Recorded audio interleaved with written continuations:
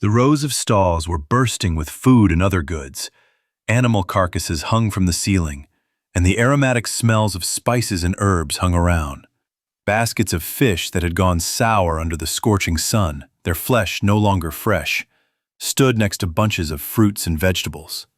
A motley crowd of shoppers bustled around. Artyom Gromov took a sip of his morning coffee, threw the glass into the trash can, and continued to leisurely walk along the counters. From all sides, vendors persistently invited him to try the most delicate treacle pies, to buy large Chamberlain crayfish 2 meters long, and a thin old man with yellowed teeth enthusiastically praised the most delicious mussels from the planet Oberon, whose explosion occurred 100 years ago. "Thank you, something fresh would be better," Artyom replied and moved on. After a long walk under the scorching rays and the noise of the merchants, his head began to ache so much that he began to look for a way out of this chaos. Suddenly, his gaze stopped on a huge decanter with a dark burgundy drink. "Ivanovskoye?" Artyom asked the man who suddenly approached. "Oh, yes, sir, try it." A beaming smile played on the face of the bald, thin merchant in a loose brown robe. "You have never tasted such wine before. This is the highest grade." "No, what are you saying?" Artyom answered. "I only asked because I don't drink anything except Ivanovskoye." "I assure you, sir, you have definitely never tasted anything like this." The merchant dipped a copper ladle into the decanter and quickly poured the wine into a glass goblet. Gromov accepted the glass offered to him, slowly twirled it in his hands, carefully examining the contents. Raising the vessel to his nose, he inhaled the pleasant, musky aroma and nodded with satisfaction. Having easily sipped some wine, his eyes opened wide, and it was impossible to stop. Artyom quickly finished the entire glass, after which, wiping his lips with his sleeve, he reached into his pocket. "I'll take the whole barrel," Gromov said thoughtfully, then added, "No, I'd rather take everything there is." The satisfied merchant beamed. He rubbed his palms and winked slyly. "Wait a bit, I'll call the guys to help load it," said the little man, opened the hatch from the basement, and quickly went down the stairs. While waiting for the seller, Gromov turned to the neighboring counter, strewn with various sweets. Behind it stood a plump, rosy-cheeked woman in a leather vest and loose trousers. Artyom came closer, and the cloying aroma of chocolate immediately filled his nostrils. He carefully scooped out the thick pie with a spoon, separated a piece, and brought it to his nose. Gromov carefully studied the viscous mass. Then he looked at the grinning vendor, then back at the pie. "Are you not afraid?" the woman asked, her rotten teeth exposed. Gromov snorted. "For you?" the plump lady answered. "What do you mean?" The staring contest lasted for a few seconds, after which Gromov snorted derisively and popped the contents into his mouth. Artyom, with a deliberately important air of a winner who had single-handedly defeated a huge sand dragon from the deserts of Kizares, stared intently at his opponent. "So, what do you say?" she asked. So, he replied. More sugar and... Suddenly, Artyom's expression changed. His triumphant smile turned into a grimace of horror. He dropped his spoon and felt nausea rising. Gromov spat out the pie and sank to his knees. The saleswoman laughed loudly as she watched Gromov choke and lie on the ground. "What kind of crap is this?" muttered Artyom Gromov, who had come to his senses. The woman shrugged indifferently. "I don't know, dear. I only sell what the suppliers send me. You hold them accountable." Artyom squeezed his eyes in displeasure, glaring at the saleswoman. "It's a shame it wasn't like this before." A calm voice came from behind. A tall man with tan skin, wearing a leather travel coat, approached the counter. His long black hair was pulled back into a braid. "Here he is!" the saleswoman throws up her hands. "The very same supplier of this nasty stuff." Gromov shook himself, straightened his jacket, and turned to the stranger. The man took off his sunglasses and his amber eyes sparkled in the sun. Artyom remembered that several years ago, in one of the interstellar hotels, he had heard unpleasant stories about people with such eyes from a tipsy taxi driver. These yellow eyes are vile creatures, real bastards and disgustingly disgusting. But if you want to make money, then on their wretched planet, there are more than enough of such freeloaders. These bastards robbed the entire galaxy piece by piece. The stranger cleared his throat in embarrassment and extended his hand to Artyom. Gromov noticed that his entire hand was covered in unusual symbols and strange inscriptions. After thinking for a moment, he nodded and shook his hand. I apologize for the inconvenience. The man glanced at the hastily thrown piece of pie on the sand. I feel bad about such a product. He shook his head. My name is Andrei Zaretsky. I am from the planet Napoleon. Artyom Gromov, a vagabond with no fixed abode. Andrei's eyes slowly widened and his mouth dropped open in surprise. You can't be. This is the greatest gift. Manna from heaven. I can't believe it. I've heard a lot about your field of work. I assure you that everything that was said about me was greatly embellished, Gromov replied coldly. But I am curious as to why you are proposing such nastiness. Please tell me more. The shame on Andrei's face became more and more noticeable. It seemed like he wanted to sink into the ground. He swallowed nervously and nodded. He clearly didn't like looking at the ruined piece of cake lying on the counter.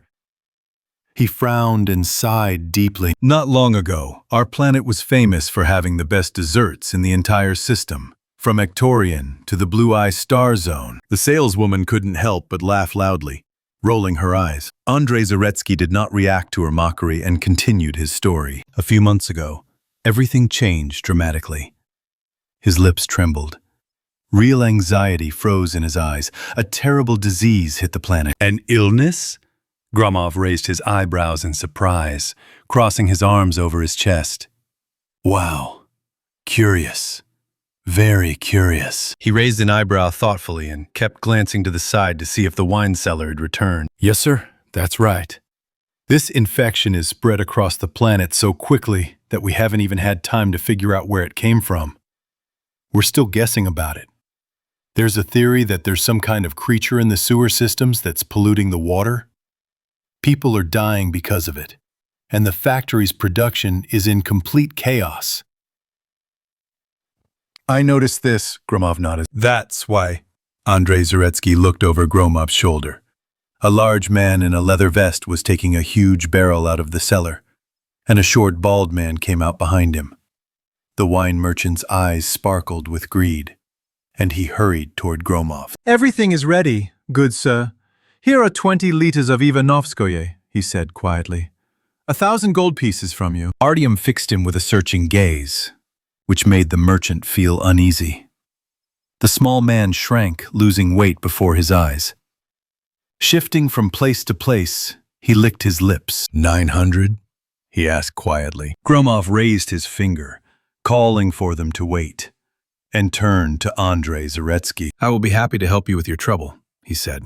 Just wait a little.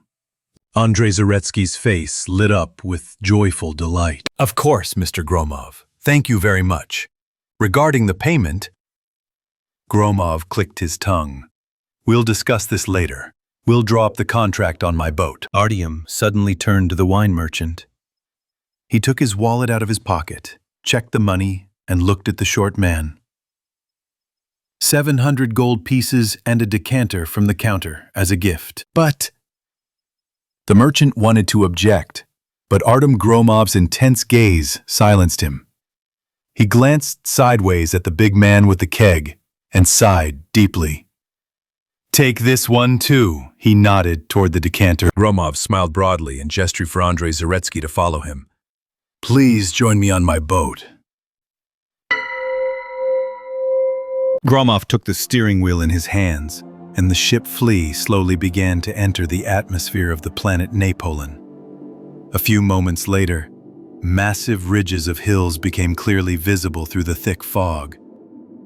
Artyom sharply lowered the ship down, causing Andrei Zaretsky to almost fall out of his chair. "I told you it was too early to unbuckle your seatbelt," Gromov said sternly, not taking his eyes off the windshield. Zaretsky nodded nervously and buckled up again. "Yes, you're right. I apologize." Andrei suddenly jumped up and pressed himself into the corner. On the dashboard, as if from nowhere, sat a huge ginger cat. What kind of creature is this?" Andrei Zaretsky asked breathlessly. The cat's pupils dilated. He tilted his head to the side and looked at Andrei with curiosity. Maine Coon, Sphinx, Toiger, or maybe a mix of all breeds at once. "I don't know," Artyom Gromov shrugged. "I don't really remember how Zeus ended up with me. It seems he was given as a gift along with the ship. Or maybe the ship came with Zeus." "Exactly. That's why I think the previous owner let Flea go for too little." "Are you seriously claiming," Andrei Zaretsky quickly swallowed a handful of pills, "that this terrible creature is a cat?" "Something like that." Artyom Gromov shrugged. "Didn't cats disappear many years ago?" "Why not?" Gromov chuckled. "As far as I know, on Earth cats have quite successfully tamed creatures called humans." On Earth?" Zaretsky looked in surprise. "Yes, it is such an inconspicuous planet on the outskirts of the Milky Way." "Oh, so that's it," Andrei drawled. "Exactly." Zeus licked his lips, stretched, and jumped down to the floor. He slowly walked toward Andrei Zaretsky, who squealed, closed his eyes, and pressed himself against the wall. The cat stopped just a few centimeters away from him, pressing his belly to the floor, thrust his muzzle forward, and cautiously raised his tail. Then he snapped and hissed. Andrei screamed again. After a few seconds, overcoming fear and trembling, he opened his eyes.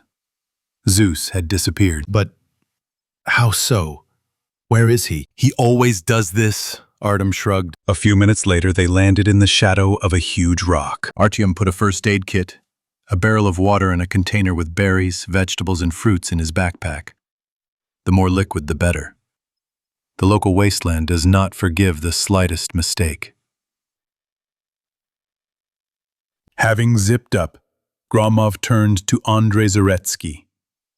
Napa Lunets was holding a large blaster in his hands. "Why do you need this?" Artyom asked. "Well, Mr. Gromov," Andrei smiled, showing the weapon. "Who knows what awaits us down there? Believe me, for your own safety, it's better that I'm alone there." "But I want to help you," Andrei objected. "I have to." Gromov interrupted him with a gesture and looked straight into his eyes. "Dear Andrei," Gromov put his hand on his shoulder, "what do you think are the chances of restoring normal operation of your factory and consequently ensuring the life of your people if none of us gets out of there alive?" Andrei took a deep breath and lowered the blaster. "Yes, you are absolutely right." He nodded. "What was I thinking?" Gromov held out the radio. "Stay on the ship and let me know immediately if you notice anything strange." Andrei took the radio with a serious look, listening carefully to Artyom's every word. "Now it's time to sign the contract." Artyom Gromov handed Andrei the tablet. "Read it and sign here." Andrei quickly scanned the text. "Wait a minute." Andrei blinked his eyes in confusion. "So, in order for you to help with the sewerage, I will have to give up half of the company's shares and part of the annual income." Andrei Zaretsky grabbed his chest. "But that's too much." "Decide for yourself." Artyom Gromov threw up his hands. "If I don't intervene, then in 6 months the factory will simply cease to exist." Andrei scratched his head thoughtfully. He reviewed the contract several more times, then again. "Okay." He exhaled and signed. "You're probably right. I have no other choice." "Exactly," Gromov confirmed, nodding. "What about yours?" Andrei looked at Zeus in confusion. "Where is your cat?"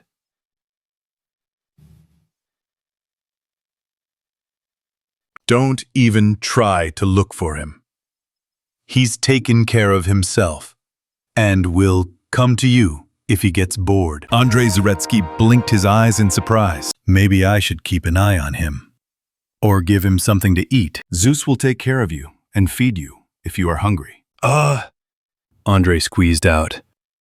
But the restaurant in Bloch is on the ground floor.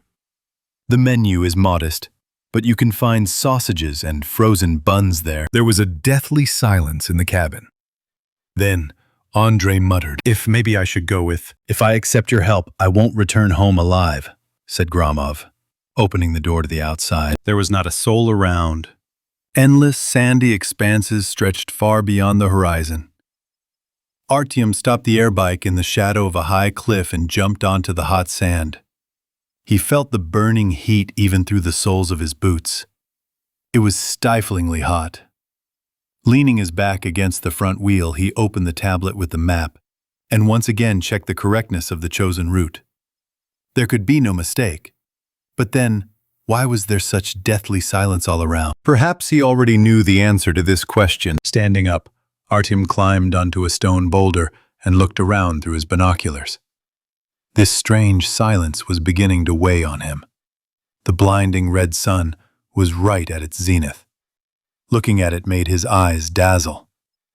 There were still a few hours left before darkness fell, and he had to find the entrance to the sewers by then. He shook his forehead with the back of his hand, brushing away the sweat that had appeared. His shirt was stuck to his wet back, an unpleasant sensation. Opening the temperature gauge, Gromov suddenly laughed with a hint of nervousness. 55 degrees Celsius. The only thing he hated even more was the terrible cold, when you wanted to wrap yourself in a warm blanket and stretch out on the sofa with a bottle of hot brandy. Gromov took a last sip from the bag of water and ran his tongue over his dry lips. The dryness in his mouth was becoming unbearable. Yes, the situation was difficult. If Artyom did not find a source of water in a few hours, he risked dying of dehydration. Getting back behind the wheel of the aerocycle, Gromov immediately accelerated it to maximum speed and continued on his way. On both sides stretched endless savannas. Soon the ruins of a city appeared on the horizon.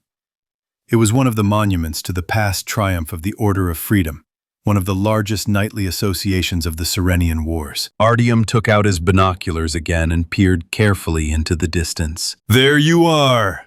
Gromov grinned. In the rock, about 2 kilometers from Artyom.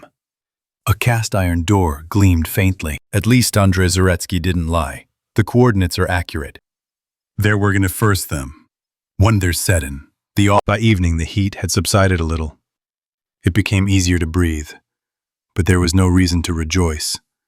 The sudden change in weather in the wasteland foreshadowed only one thing: an approaching storm. The task had to be completed within an hour, otherwise Artyom could remain there forever. He took the binoculars out of his bag and began to peer into the darkening horizon. A bright flash of lightning cut through the sky. A sandstorm was rapidly approaching from the east. Artyom put on a protective mask, raised his hood, and began to descend into the sewer tunnels. He lowered himself down and looked around. Gromov immediately felt that the water had come up almost to his ankles. However, his thirst was not strong enough to drink the turbid liquid. Dying from poisoning in the sewers of God-forsaken Napoleon was clearly not part of his plans. A disgusting smell of rot hit his nose. The deeper Artyom went through the sewers, the stronger this putrid aroma became. He put a mask on his face, but felt almost no relief. Covering his nose with the back of his hand, Gromov tried his best to hold back the urge to vomit. Fortunately, he had hardly eaten, which helped him not to suffer so much from nausea. A few minutes later, disgusting slurping sounds were heard in the distance, and Artyom immediately froze in place. He pressed his back against the wall and pulled the blaster out of its holster. From somewhere in the depths of the sewer, crunching and splashing sounds were heard. Apparently, that was the source of that disgusting smell. Artyom took the weapon off safety and carefully peered out from the shelter. At the very end of the corridor, some huge, scaly creature was busily devouring its prey. Artyom's heart began to pound wildly in his chest, and the lump in his throat seemed to freeze in place. He crawled out from behind the wall and took a few quiet steps, but suddenly stepped on something. The glass crunched. The monster immediately stopped chewing, pointing the flashlight towards the creature. Artyom couldn't see anything. This thought made him stagger back and start looking around feverishly. Suddenly, a chaotic clatter of many feet was heard.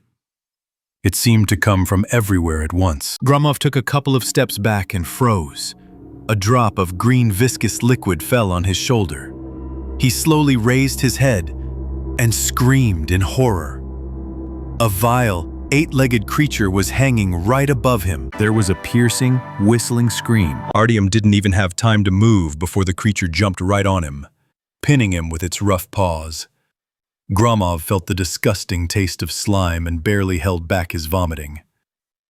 The creature snapped its jaws, and its teeth almost closed on Artyom's head. But at the last moment, he managed to pull his right hand free and fired the entire magazine from his blaster straight into the monster's mouth. The walls of the sewer pipe were covered with sticky green slime. Artyom Gromov stepped back. The creature let out a short squeal and completely lost consciousness. Artyom stretched out in the star pose and closed his eyes. "Mr. Gromov, are you okay?" The voice on the radio asked intermittently, with interference. "Need help, and also, I'm not sure, but I think your cat locked me in the closet." "This is not a storage room," Artyom muttered through the pain in his back. "Oh, the lights went out too." Andrei Zaretsky raised his voice. "And the red light came on, and that terrible howl of the siren." "This is the airlock," Artyom answered. Artyom! Andrei Zaretsky, in tears, roared into the radio. What are you doing? Open me up from here immediately! Artyom pressed the gas pedal with all his might. He was squeezing the maximum out of his aerocycle, but it was clearly not enough. A blinding flash of lightning flashed, causing Gromov to shudder. A rumble of thunder immediately followed. Then another flash of lightning, even brighter than the previous one. The sandstorm was rapidly approaching the flea. There was very little time left. "Gromov, can you hear me? What are you—" Andrei Zaretsky shouted again. "First of all," Artyom Gromov said in an irritated voice, "I can barely hear anything in this protective mask. And these terrible thunderclaps are getting in the way. In addition, this disgusting sewer thing almost broke my back. And you're starting to yell. My head is splitting, so please keep your voice down. Secondly, I don't understand your violent reaction. Are you not familiar with the fine print?" "What?" Andrei Zaretsky almost said in a high-pitched voice. "The fine print," Gromov repeated. "What small print?" Zaretsky almost cried. "You didn't warn me about any small print." "What difference does it make?" Gromov yawned. "You are a businessman. You are probably aware of the importance of fine print." "But Zaitsky began. "If you had read it, you would have known what it says. Namely, as soon as I clean up that crap in the sewer, I will immediately receive another % of shares in addition to the already declared 50%. And then I will automatically become the chairman of the board of directors of your company. And I will fire you. Or you can voluntarily resign, as you wish. Maybe I will even give you a pension." "How so?" Andrei Zaretsky roared. "For this I will sue you in the Supreme Intergalactic Court." Well, we'll see," Gromov chuckled. "If you behave the same way within the legal framework." "Fraudster!" shouted Zaretsky. "Don't make me laugh," Gromov replied laconically. "Scoundrel! Unhappy wretch!" "Well, there's no point insulting me. It doesn't suit you. You're behaving like a child. You better think about where your capsule's going." "What?" Zaretsky asked in surprise. "The capsule you are in will detach from the flea in..." Gromov looked down at his watch. "In 3 minutes, 22 seconds. "Damn it! Where is the capsule going?" Who knows?" Let it all go to hell. A deal is a deal. Artyom turned off Zaretsky and switched to Zeus. The flea's engines began to rumble. You did a great job, Zeus. Artyom smiled reservedly. You can open the back entrance. Once a deep, rumbling sound came from the radio station. A minute later, Gromov rode his hovercraft into the cargo hold of the flea. The sandstorm was only a kilometer or two away from the ship. Gromov quickly climbed the spiral staircase, passing 3 levels. The captain's cabin was filled with pleasantly cool air from the air conditioner. Zeus, perched on the instrument panel, carefully watched the many glowing indicators. Artyom wanted to pat Zeus for his excellent work, but he remembered that the last time a similar attempt ended with a deep scar on the wrist of his right hand. The flea was shaken sharply. It seemed that the sands were beginning to cover the ship. Gromov sat down in the captain's chair and began to tap on the instrument panel. The engines were warmed up, the stabilizer was adjusted. There was enough fuel to get to the nearest gas station in the Two Maidens Belt. It's time to get into the air. Zeus meowed long and loudly, expressing his agreement. A sandstorm enveloped the flea from all sides. Everything around was plunged into darkness. The emergency lights on the captain's bridge came on. The collection of antiques that Gromov had collected from different corners of the galaxy fell from the shelves. Damn it, Gromov growled. If only the Oakleus vase survives. Artifacts that turn back time are worth their weight in gold these days. Artyom Gromov jerked the steering wheel toward himself. The flea shot up at an incredible speed. The ship stopped in the air, about 10 meters above the surface, and refused to move any further. You're such a jerk! Gromov hit the dashboard with his fist. You completely forgot to change the oil. Lightning lit up the sky almost continuously. The rumble of thunder shook the air so much that it seemed like your ears would burst. Artyom was starting to lose patience. Don't look at me like that, he shouted at the cat. I know myself that I'm an idiot. Zeus hissed grumpily and jumped to the floor. In the blink of an eye, a strong gust of wind hit the flea. A crack appeared on the windshield. The ship began to sway from side to side. The emergency light came on. Zeus's meowing voice was heard somewhere behind. Okay, I'm turning on the additional engine. Damn it, I paid 10,000 gold for it. I was planning to ride in intergalactic races. Artyom Gromov slammed the big red button in the center of the panel and pulled the steering wheel towards himself with all his might. The flea shook again. Something exploded in the rear compartment. So be it. The flea's engines howled, throwing out clouds of green smoke. The ship shot up at an insane speed. Half an hour later, the flea broke the supersonic barrier and began to smoothly maneuver in interstellar space. Artyom exhaled deeply and leaned back in his chair. What a day it was, said Artyom, throwing his hands behind his head. From the right came the instructive meow of Zeus. Oh yeah, muttered Artyom Gromov. I almost forgot. Gromov grabbed the radio from the floor. Andrei, are you still in touch? Damn you! Andrei Zaretsky, it seems, was with us all this time. You know that I... Enough of theatrical performances, Andrei, Gromov sighed tiredly. The creature in the sewers is not the most terrible thing for Napaloon. And anyway, it's a trifle. The main problem for the locals is you and your factory. Your family has been poisoning the planet for 300 years in a row. You saved on everything just to get more. You didn't care how. The waste from your factory gave birth to that poor fellow in the sewers. But you'd better be grateful that I didn't call the Intergalactic Commission for Environmental Protection. Damn you! More feedback from workers at your factory. There are violations of both the criminal and labor codes. And serious people might be interested in this. Andrei Zaretsky squeaked intermittently into the radio. I won't stop so easily. Listen, you baby. All the best. Gromov ran his finger across the touch panel and sent the capsule into open space. A mechanism clicked in the rear section. Then something whistled. Andrei Zaretsky rushed towards the unknown. Artyom Gromov exhaled with relief and shook his back. Computer, turn on the forest sounds." The speakers immediately began to play the soothing sounds of bird songs. How quickly will the natural environment recover on Napaluna, was the question. "From 10 to 12 years old," a gentle female voice answered. Artyom Gromov scratched the back of his head thoughtfully. "Transfer all the money from Andrei Zaretsky's factory accounts to Stella Sorsen's fund." His lips twisted into a slight smile. "She will certainly know how to handle this.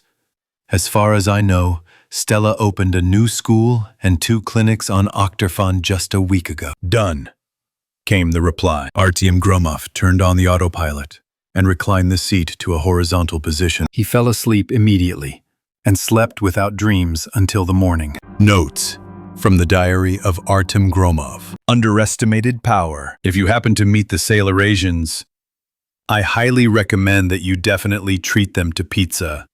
It is difficult to understand where this friendly, wild tribe got such a passion for pizza, but it is simply necessary to accept this as an axiom in order to establish relations with them and save lives when meeting them. One day, very tired after a long flight on the Ret Quays system, I don't know what pushed me to the role of a pizza courier. Probably it was connected with a deep emotional shock due to the breakup with Ilariana Kerbenzi. But it is worth admitting that it was this job that saved my life.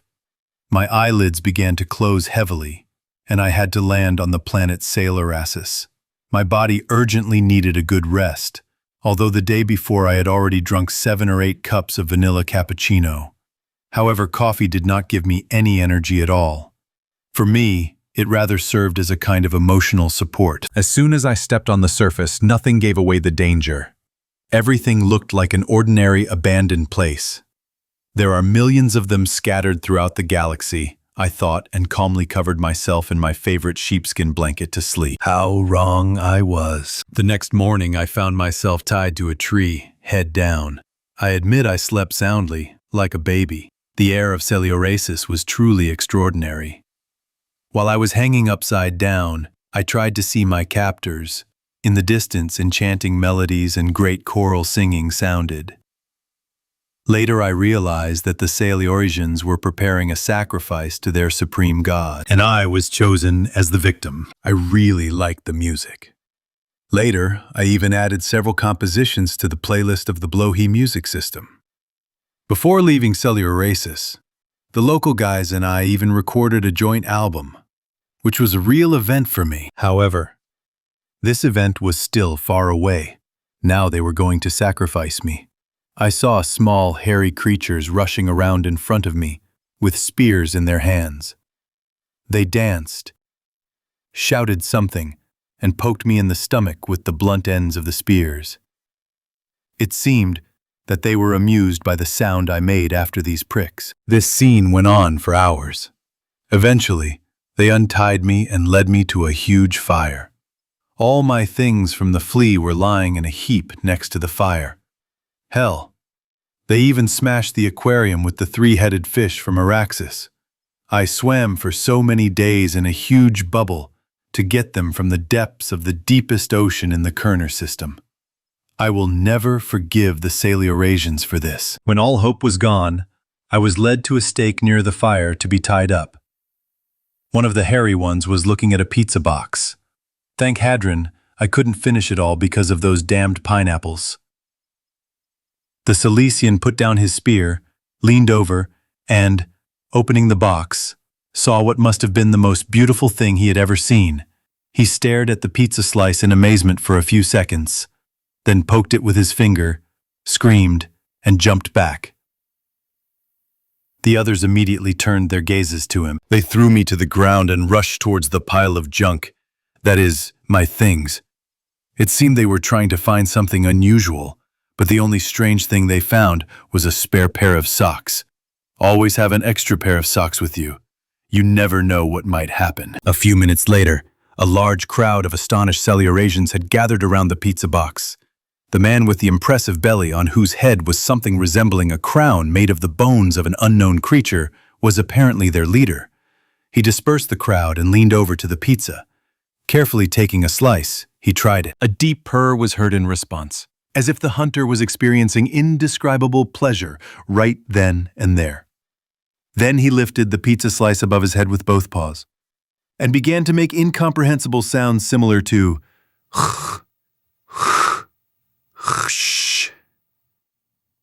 passing the slice around. Everyone who tasted it repeated the leader's ritual. The events ended with me being immediately untied and seated on something resembling a throne. The leader of the Saleorasians placed his bone crown on my head. I objected for a long time, claiming that this was too great an honor, but as it turned out, it was the opposite.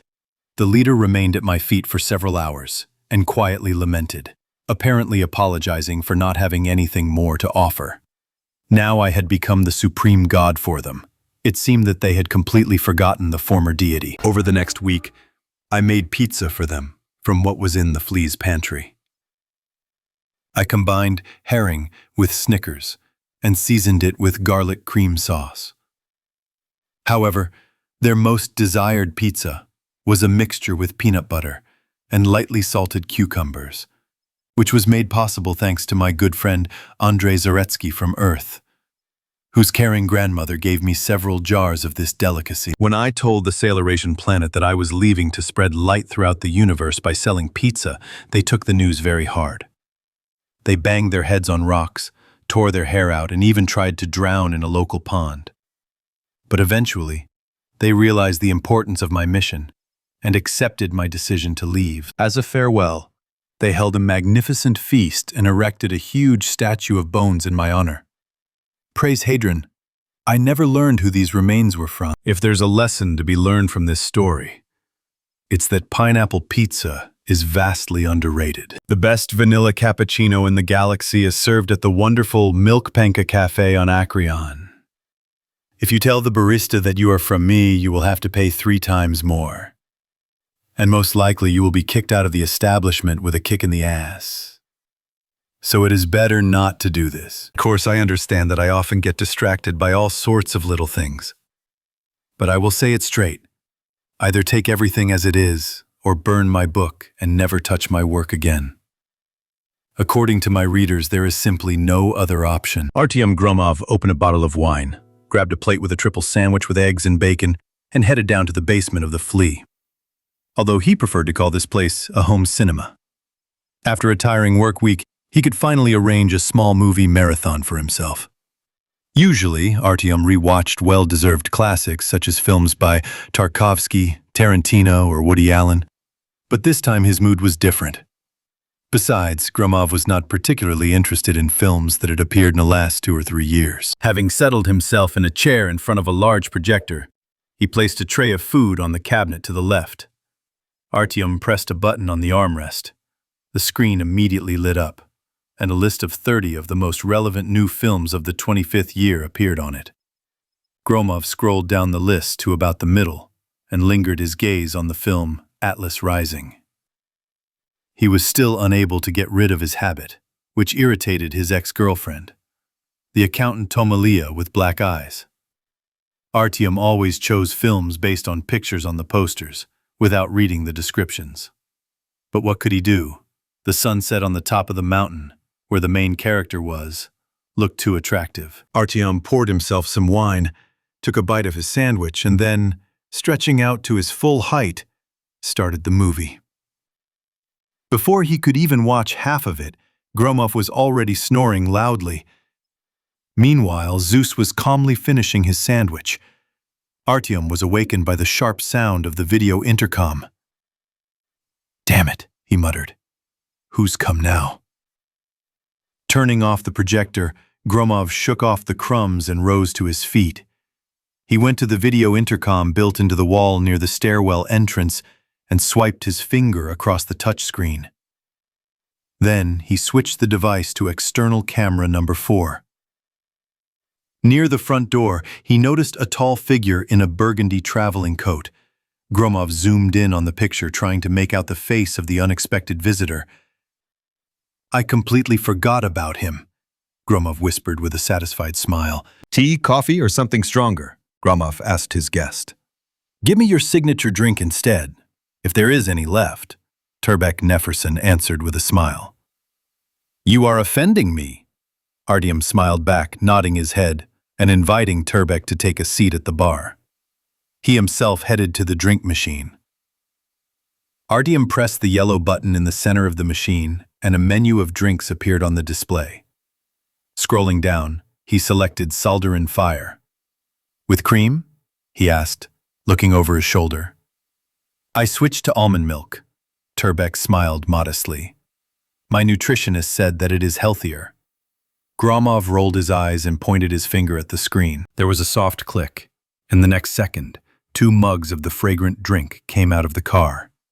Artyom handed one of the mugs to Turbek and sat down opposite him. "Thank you," Neferson nodded, taking a sip. "A real delight, as always." He smiled, enjoying the taste of the drink.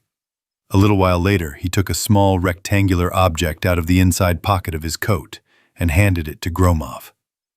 Artyom's gaze lit up with excitement. "Is this it?" he asked, twirling the bright red box in his hands, and then looked at Neferson. "Are they here?" Turbek nodded and finished his Salderon's Fire in one gulp, wiped his lips with his sleeve and put the mug aside. "Just be careful and don't shake them too hard," Turbek warned. "They don't like that kind of manipulation," and he tapped his forehead and almost laughed. "By the way, about that," he began rummaging through his pockets and after a few moments pulled out the necessary item. "I forgot to warn you. These creatures are very capricious. To handle them, you need certain skills and knowledge. Here, take it." Turbek handed Gromov a flash drive. "There's a manual for using them. It has answers to almost all the questions that might arise." Gromov looked at him tiredly and abruptly took the flash drive with a hint of irritation. "Sorry," Turbek shrugged. "I'm completely confused. I've been so busy lately, plus Mary and her taxes." "Are you finished?" Gromov interrupted without looking at Turbek. The smuggler coughed and felt a little awkward. "Yes, but—" Having wished him all the best, Artyom rose from his seat and calmly said that if there was a need for any product again, he would definitely contact him.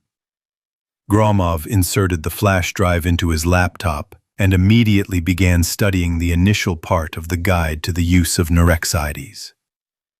Stopping near the stairwell, he turned around and asked if anything else was needed. Turbek, smiling, pointed to the empty mug and asked for the recipe for his cocktail. Gromov only grinned and replied that he knew the way to the exit, after which he began to climb up. Over the next 3 days, Artyom Gromov rejected all orders that came to his phone, completely immersing himself in studying the new creatures. He read the manual from beginning to end and was most interested in the 7th, penultimate chapter, entitled Exploitation in the External Environment. The author, a well-known owner of one of the largest nurseries in the Hephaean constellation, categorically advises not to let the Nerexids out of the enclosure. According to the management, Nerexids become extremely aggressive in bright sunlight. For this reason, it is best to maintain a subdued light from fluorescent lamps in the enclosure. In the first days, Gromov strictly followed the recommendations. He even allowed himself to buy a spacious enclosure made of plexiglass worth 3,000 gold. Putting on nitrile gloves, he carefully poured the Nerexids from the box into the enclosure. The small four-legged creatures immediately ran in different directions, each taking its place on the cobblestone. Following the instructions, Gromov recreated a familiar environment for them. He poured in pebbles and large gravel and set the thermostat to -10 degrees Celsius. According to the instructions, the Nerexids live on the cold, rocky planet of Gervinid, where darkness reigns almost constantly. The sun's rays appear there only a few times a year, and during these moments, the Nerexids go deep into underground shelters. And this is exactly what he must apply at the upcoming annual games. So, what we have? Gromov took a sip of his 7th coffee of the day. Firstly, the Nerexids turn into dangerous predators when they are born. Zeus the cat purred in agreement with this statement. However, it seemed that the huge enclosure in the middle of the utility room did not particularly please him. The previous night, passing by the cage, Zeus stopped and stared at one of the Nerexids. Completely black, With disgusting wriggling tentacles and mandibles, the body was less than a centimeter in size, 8 legs, 4 pairs of eyes. The Nerexid seemed to be glued to the glass and carefully watched Zeus, who in turn watched him. Their game of "look at me" lasted for several minutes, after which Zeus hissed, turned around, and headed for the bowl of milk. Secondly, Gromov put on a silk robe and approached the enclosure. The third chapter says that Nerexids grow their entire lives. The more proteins and fats they receive, the more intensively they grow. Gromov knocked on the enclosure, but no one responded. Artyom directed the light of the flashlight towards the Nerexid cave and knocked there again. A second passed, then another. The Nerexids flew out of the cave, straight towards Artyom. Snapping their powerful jaws, these creatures furiously beat on the glass, desperately trying to reach the source of light. It seemed that a crack had already appeared in several places. Gromov smiled. A big, ferocious beast, isn't that amazing? He took a sip of coffee. They have the ferocity. All that remains is to decide on the size issue. Artyom Gromov looked at Zeus and said, "I think I know how we can win the annual games." Asterisk. "Why do you need so much meat, Mr. Gromov?" the butcher said with a slight whistle, but then frowned. "Do you really want to resell it at an exorbitant price?" Artyom waved his hand. "Just load everything you have into the flea." "But you said that money is tight right now." The butcher frowned even more. "For now, yes," Gromov replied impatiently. "Soon I'll hit the jackpot and pay you even more than the meat costs at the market. Consider it a loan." Will Torres, the owner of the butcher shop in Herifon, looked at Artyom skeptically for a few more seconds. Then he shrugged and began loading meat into the flea. The meat, by the way, was of excellent quality. 2 tons of prime wyvern meat, the most nutritious in the galaxy. But it's extremely difficult to obtain. No matter how many wyvern hunts Gromov had, he could never catch up with these incredibly fast creatures. Will Torres, a burly man with rosy cheeks and a luxurious mustache, always had plenty of goods on the shelves. On the outside, he looked like a friendly guy who would not offend anyone. But his assortment of goods was quite unusual. Wyvern meat, megalodon gills, dragon wings, vampire fangs. All of this could be purchased from him. Artyom Gromov didn't even try to understand how Will got such rarities. The main thing for him was that you could always count on Will. He would find exactly what you needed and desired. Asterisk. The enclosure was pitch black. The Nerexids had somehow managed to damage the fluorescent lights and were now living in their natural element. Absolute darkness. Artyom Gromov threw a little over a kilogram of meat into the open hatch of the enclosure and waited a few seconds. The rapid patter of feet could be heard. Artyom immediately slammed the hatch shut and quickly hid behind the chair. There was a growling and chomping sound coming from inside. It seemed the Nerexids had started fighting among themselves. Aha, Gromov wrote in his notebook, natural animal instincts, competition for food, the desire to take the lead. In this, the Nerexids are no different from lions from a pride or wolves from a pack on old Earth. A minute later, Artyom approached the enclosure again and shone a flashlight. There was no trace of meat. However, several dead Nerexids appeared in its place. The Nerexids fed without interruption. Every day, their weight increased by 1 kilogram. They had long since outgrown their previous enclosure. Therefore, Gromov had to return to Herifon and settle just a few kilometers from Will Torres's shop. Incidentally, it was he who helped Artyom get a new enclosure. It was 10 meters long and 5 meters high. The glass, made from dragon tears, was half a meter thick. But it seemed that very soon it would no longer be able to cope with the load. In recent days, the Nerexids have become much more angry and dangerous. So, the time has come. It's time to register for the competition. Asterisk. Artyom Gromov spent the entire morning preparing for the day. After dousing himself in the last drop of unicorn-scented cologne, He took a mud bath at the foot of a volcanic crater on Ectorian. Then came the time to choose clothes, the moment of truth. He went through about 10 caftans and a dozen tuxedos. Horrible, Artyom exclaimed, stamping his foot.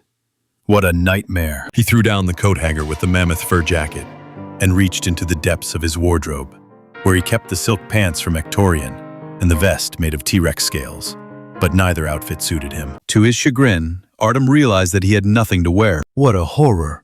He crawled out of the closet on all fours and stretched out in the middle of the room. A new message signal sounded in the captain's cabin. "Mr. Gromov," the computer announced. "Your application to participate in the annual intergalactic games has been accepted." Of course. How could it be otherwise? Artyom unwrapped the package of chips and, lying on the carpet, began to crunch. "You are required to confirm your participation within 1 hour," the computer continued, "and also to arrive at the arena of Sandy Death before the end of the working day." Artyom Gromov threw the bag of chips aside. Zeus immediately ran up and started to finish the contents. "Well," said Artyom, putting on his red silk robe, "it's time to contact Torres. He should help with the transportation." The sun beat down mercilessly. The air was heavy. The heat was stifling. On Karaman, where the games were held this year, the sun never set. It couldn't be better, Artyom smiled. Just this thought filled Gromov with inexplicable delight. Painful groans came from the arena of death. 2 fencers in torn canopies had been fighting for about 10 minutes. Artyom bet 100 gold on the stronger one. But the next second, a thin, short opponent chopped off his head. The headless giant fell on his back, the sand stained with blood. The crowd exploded into loud applause. "Damn it," muttered Artyom, covering his face with his hands. "I just placed my last 100. The games have gathered all the local nobility from the neighboring sectors. Here is King Greybeard, from the planet Mount Doom, and the widowed queen of Karedsis, as well as the leader of the savage cannibals from the Bone Tower. The last hero, by the way, could also enter the arena and fight. Drom's Spinebreaker. How many incredible stories are told about him by traveling merchants from all corners of the galaxy? They say that he is able to strangle a tiger with his bare hands and endured the flames of Ovaran the Mighty, one of the greatest dragons living on the distant planet Ivanovskoye. This Spinebreaker has performed so many unusual feats that it is difficult to believe everything you hear. Andrei Zaretsky didn't know for sure whether there was even a grain of truth in these tales. However, he was certain of one thing. Drom the Spinebreaker was extremely stupid. What kind of animal could he train for the games? Probably something as clumsy and dim-witted as the owner himself. Spinebreaker occupied a seat 4 rows below Artyom. Nevertheless, even from this distance he looked impressive. Bald, covered in strange tattoos and scars, about 2 meters tall, and with a muscle mass of at least 100 kilograms. Drom was so large that he had to occupy 2 seats at once. "Do you want anything?" Andrei's thoughts were interrupted by the approaching waitress. "Tea? Coffee? Vodka?" In front of Gromov stood a young, red-haired girl with amazing blue eyes. White blouse and short black skirt. In other circumstances, Andrei might have thought that it was his sister in front of him. Fortunately, Gromov was the only child in the family. Otherwise, the concentration of redheads per square kilometer would have reached its limit. "You know," Gromov cleared his throat, "I'd like your number." Another long scream came from the arena. It sounded like someone had just lost an arm. "Are you wealthy?" The girl smiled, tilting her head to the side with curiosity. The roar of the joyful crowd drowned out all other sounds. "Today I am going to become a millionaire," Gromov declared loudly, shouting at the top of his lungs. "What?" the girl screamed. "Are you a millionaire?" "Not yet," Artyom answered tensely. "But today I will be." "Well, "That's great. I can't stand millionaires," the girl said, and, without looking back, headed down the stairs. Gromov folded his arms across his chest and watched her for a long time in silence. Suddenly, he jumped up and shouted, "At least tell me your name!" The waitress stopped for a moment and looked over her shoulder. They exchanged glances for a few seconds. Gromov received only a restrained smile in response. At this time, 10 fighters entered the arena. Each fought for himself. They came from different planets, belonged to different classes, but what was more important was what fighting skills they were trained in, how they were prepared, and what equipment they had. Battle of the Clans, Gromov muttered quietly to himself. Each of the noble and lesser-known families put forward its representative. Only one winner will be able to survive. The prize is 100,000 gold coins. This amount can be called good, but for Gromov, now, it is too small.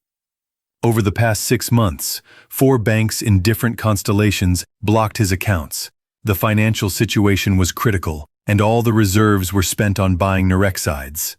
Gromov borrowed 1,000 gold from several acquaintances and signed up for the last competition.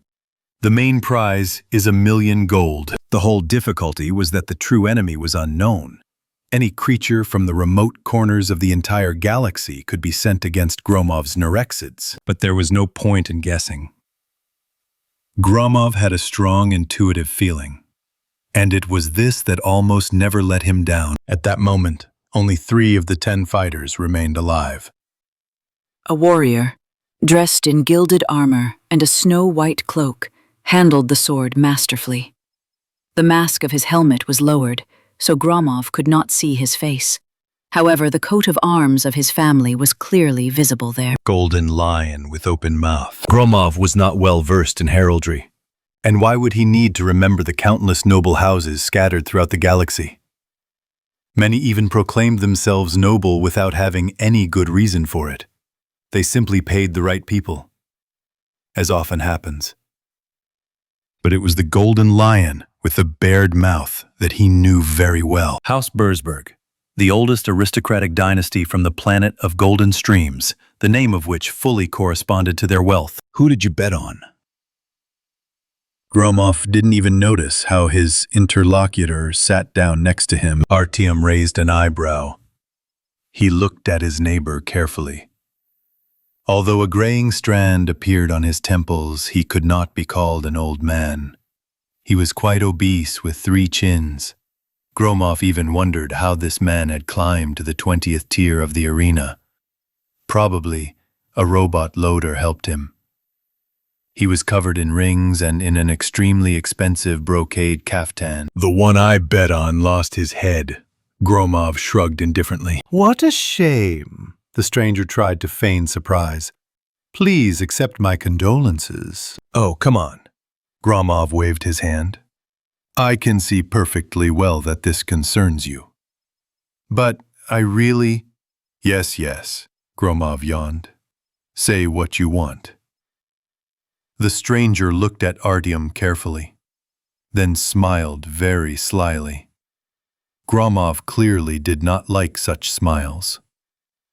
"It seems that you are a man of action," the stranger said, revealing a row of gold teeth. "My name is Glus Rolak." Taking off his white glove, he extended his hand to Gromov. "Artyom Gromov," he replied, shaking his palm. "Are you the one? I admit, I have heard a lot about you." This time Rolak showed genuine surprise, or simply masterfully played his role. A piercing scream came from the arena. Swordsman Bursburgov had defeated his last opponent. The hall burst into thunderous applause. In one hand he held a huge sword, in the other a blaster model RS-73, the latest version with an optical sight, armor-piercing rounds, and many additional functions. Such a device costs at least 30,000 gold, almost as much as Artyom's flea. "But I don't know much about you," Gromov continued, thoughtfully scratching the back of his head. "I have a proposition for you. Something tells me that our meeting is not accidental. Okay, you caught me. Glows slapped him on the leg and smiled broadly. I'm a banker. That's exactly what I thought. Gromov shook his head. They send their people everywhere. No, you don't get it. Glows changed his tone to a serious one. I am the owner of one of the largest banks in the Red Cancer constellation, Rawlak Fargo. You've probably heard of it. Of course I heard, snorted Gromov. Your damn bank blocked my accounts. You're not being entirely honest, Mr. Gromov, Rawlak chuckled. But there was a hint of tension in his eyes. All the banks have stopped access to your accounts. We are no exception. We had no choice. It's your own fault. You're a spendthrift and you have absolutely no understanding of financial literacy. Yes, snorted Gromov, echoing Rawlak's serious tone. Okay, enough of this lecturing. Just tell me what you need. The crowd calmed down a bit. The last competition was ahead. Several cleaning robots rolled out onto the arena. In a matter of seconds, they wiped away the indecipherable mess of various monster remains, human limbs, heads, blood, torn pieces of clothing, and... However, it is better to end here. I heard rumors about your little animals. A sly smile played on Rawlak's lips again. Gromov felt a little uneasy. Will those same ones who are already preparing to go out for the final competition? You know everything, Gromov chuckled, crossing his arms over his chest. So what do you want? Glow's Rawlak winked at Gromov and nudged him slightly in the side. Don't do that again, Artyom winced. I know you have a good chance of winning. Glow's winked again. Almost as good as the Bursbergs. Well then, go to them. Glow's Rawlak's face twisted into an expression of disgust, as if Gromov had uttered the most disgusting phrase in the world to him. That's definitely impossible, said Gloss, raising his head with an expression of resentment. Artyom Bursberg was once a client of my bank. Our relationship didn't lead to anything good. An impudent and greedy man. I hope this is not about you. Glows. Rawlak suddenly fell silent. His eyes narrowed, and he stared at Artyom, as if trying to penetrate into the very depths of his soul. Suddenly he laughed. Okay, Mr. Gromov, I see that you're interested in my proposal. I'm not going to reveal anything, and there is no need. Rawlak took out a notebook. Do you prefer the paper version? Oh yes, Rawlak nodded with satisfaction. All these electronic gadgets are unreliable. Nothing will ever replace real paper. Glows quickly flipped through several pages. Here, take it. Read here. Artyom read it carefully. Should I put my winnings in your bank? Gromov said, barely holding back his laughter. Why in that bank? Read on, Rawlak smiled broadly. This isn't just about buying stocks or other standard investments. You're investing in the planet. What exactly? Gromov frowned. To the planet. Rawlak winked mischievously. Imagine Artyom Gromov, the man who acquired the planet. For a moment, Artyom imagined the newspaper headline with his photo underneath. Admittedly, it looked pretty impressive, but the banker and the tax inspector are the last people he could trust. At that moment, a horn sounded in the arena. The final battle was about to begin, but I'm in no hurry to force you. Rawlak raised his hands.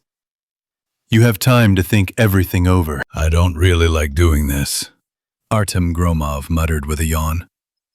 I prefer to think less and rest more, but it's worth thinking about.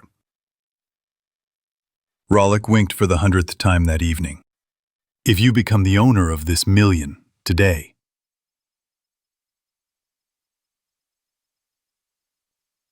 When exactly? Artyom cut in. That's right, Rawlak smiled.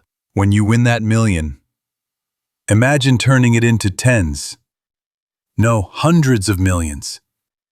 Here, on this planet, they mine the most valuable resource in the entire galaxy. The horn sounded again. Thank you for the offer. Artyom stood up. Rawlak followed him, albeit with great effort. I'll think about your option. But right now, excuse me, I have to go. Artyom squeezed past Rawlak and headed down, closer to the arena. The sun was blazing mercilessly. Artyom put on 2 pairs of sunglasses at once, but this did not save him from discomfort. At that moment, 3 Nerexids burst into the arena, each at least 5 meters tall, and weighing several tons. The bright sun seemed to drive them crazy. Aha! Artyom almost screamed with joy. It works. The Nerexids screamed in pain, but the sunlight did not hurt them. Artyom never understood this paradox, but it did not matter. Snapping their sharp jaws, the Nerexids rushed towards their first opponent, a three-headed grizzly with dragon wings exhibited by a traveling merchant from Victorian, and instantly they tore him to pieces. It seemed like not even a second had passed. The arena fell silent for a moment. Then the roar of the audience rose with renewed vigor. It was a real delight. "These are my guys." Gromov raised his head proudly, addressing one of the guards. "What kind of monsters have you created?" The guard's eyes widened. "You're clearly out of your mind." Cluse in Hans, Gromov waved his hand. One of the Nerexids, the largest one, growled a few words to his two comrades. Instantly, they pounced on the robot. The robots activated the turrets on its back and started shooting back, even hitting the main Nerexid. Smart piece of iron, it immediately understood. Kill the leader and you'll take out the rest. However, this did not last long. One Nerexid rose up on its hind legs, let out a piercing scream, and sprayed green liquid at the robo-dog. The robot immediately burst into flames, spun around in place a couple of times, and exploded. "Look at them!"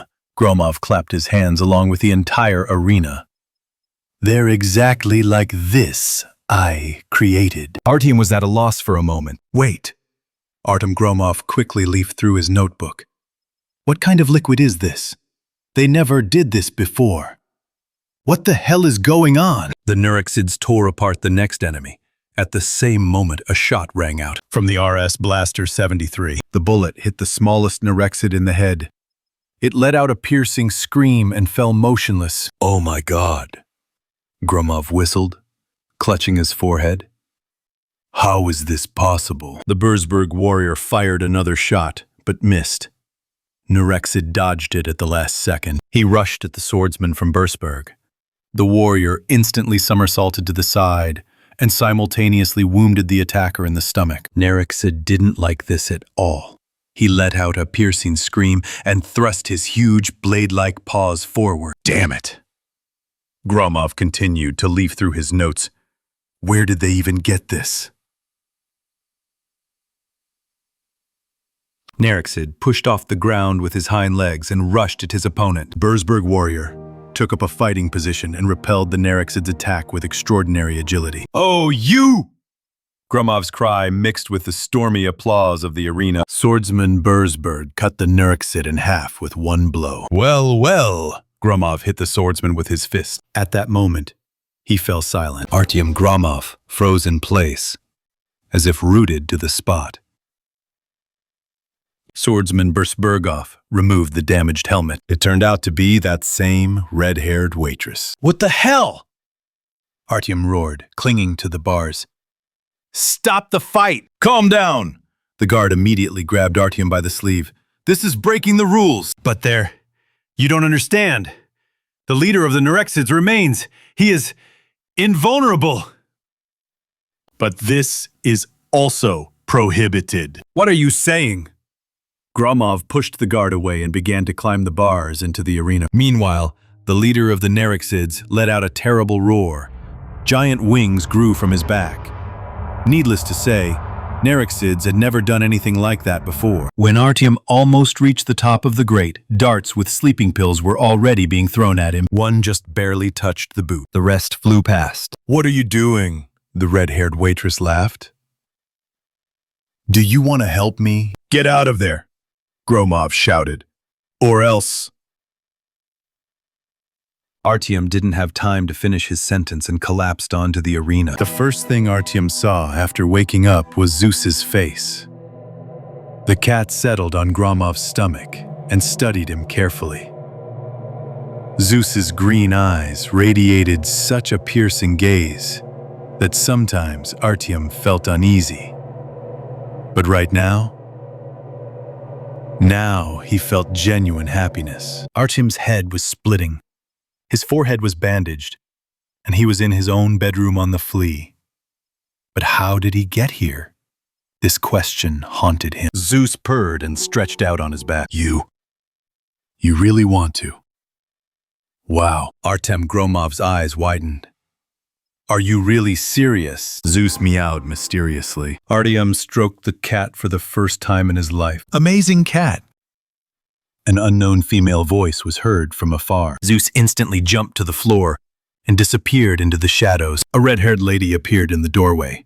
And no, this time it wasn't Zeus. Indeed, the concentration of redheads at the flea was simply off the charts. Who are you? Gromov slightly raised himself on the pillows, but the headache immediately reminded him of itself. You're definitely not a waitress. She wore a beige linen dress that didn't fit the image of a service staff. Looks 5 me. Sean. Kemi. Her movements were smooth and precise, as if she belonged to the aristocracy. It was hard to believe that this small, graceful woman was one of the most dangerous swordsmen in the arena of death. Only now did he begin to remember. In the royal family of Burzbergs, everyone was red-haired. Looks like I really got into trouble. How are you feeling? The girl sat on the edge of the bed, smiling brightly. What really happened? Gromov decided to answer with a question. Why am I here? How did you manage to stay alive? I know for sure that it is impossible to kill the leader of the Nerexids in the light of the rays of the Karaman sun, and I didn't even try to do anything. Then how did you— What was the last thing you remembered? The girl laughed quietly. What's funny about that? Gromov crossed his arms. I almost— Damn! He grew wings! Exactly, the girl laughed. Your Nerexid just flew away. I am ready to swear he hid in one of the nearby caves. Luckily, Karaman is full of them. And the arena itself was built especially for those who were exiled there to fight. It's the only building on the entire planet so that the gladiators don't even think about running away. Gromov wanted to sink into the ground from shame. You're blushing. Not at all. Not at all. At that moment, their eyes met. I won't hide it. Gromov swallowed. Your eyes are the most beautiful of all the 24 sectors and 7 galaxies that I have ever seen. Now the girl was the reddest of all. Damn, did I say that out loud? She looked down and cleared her throat. What about the winnings? Gromov decided to change the subject, and the girl accepted it with gratitude. You got 500,000 gold, she said enthusiastically. But according to the rules, the surviving warrior is entitled to 1 million, the girl shrugged. Even though I survived, your beast did not die either. Honestly, they should have thought about a roof for the arena a long time ago. They laughed almost simultaneously. Gromov tried to get up again. Lie down, the girl quickly responded, adjusting his pillow. The doctor prescribed you bed rest for a few days. And besides, may I know your name? Gromov interrupted her. The girl smiled timidly. My name is Stevia. It was the most beautiful name he had ever heard. Interlude.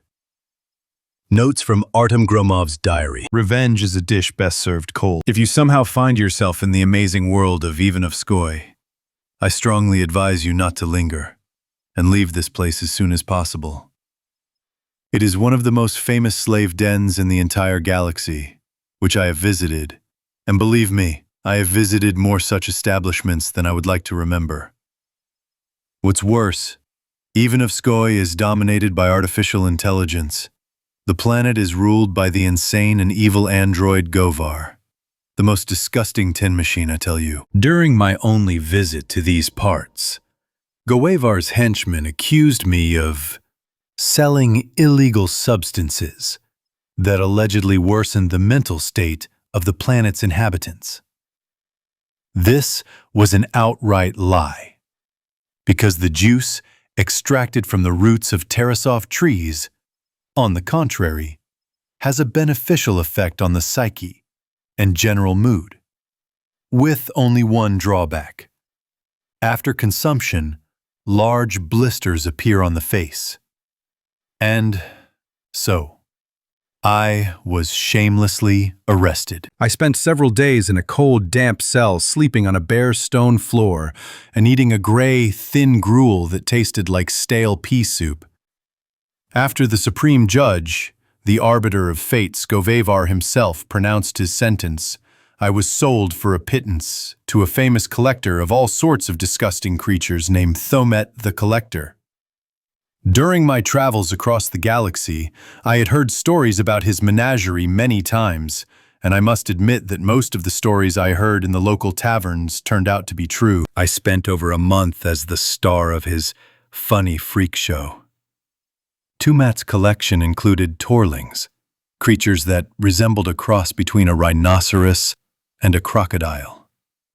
Arexes, cute and fluffy creatures that were actually dangerous and ready to bite off a piece of your arm at any moment, and a dozen other disgusting creatures whose description would cause anyone to instantly feel disgust.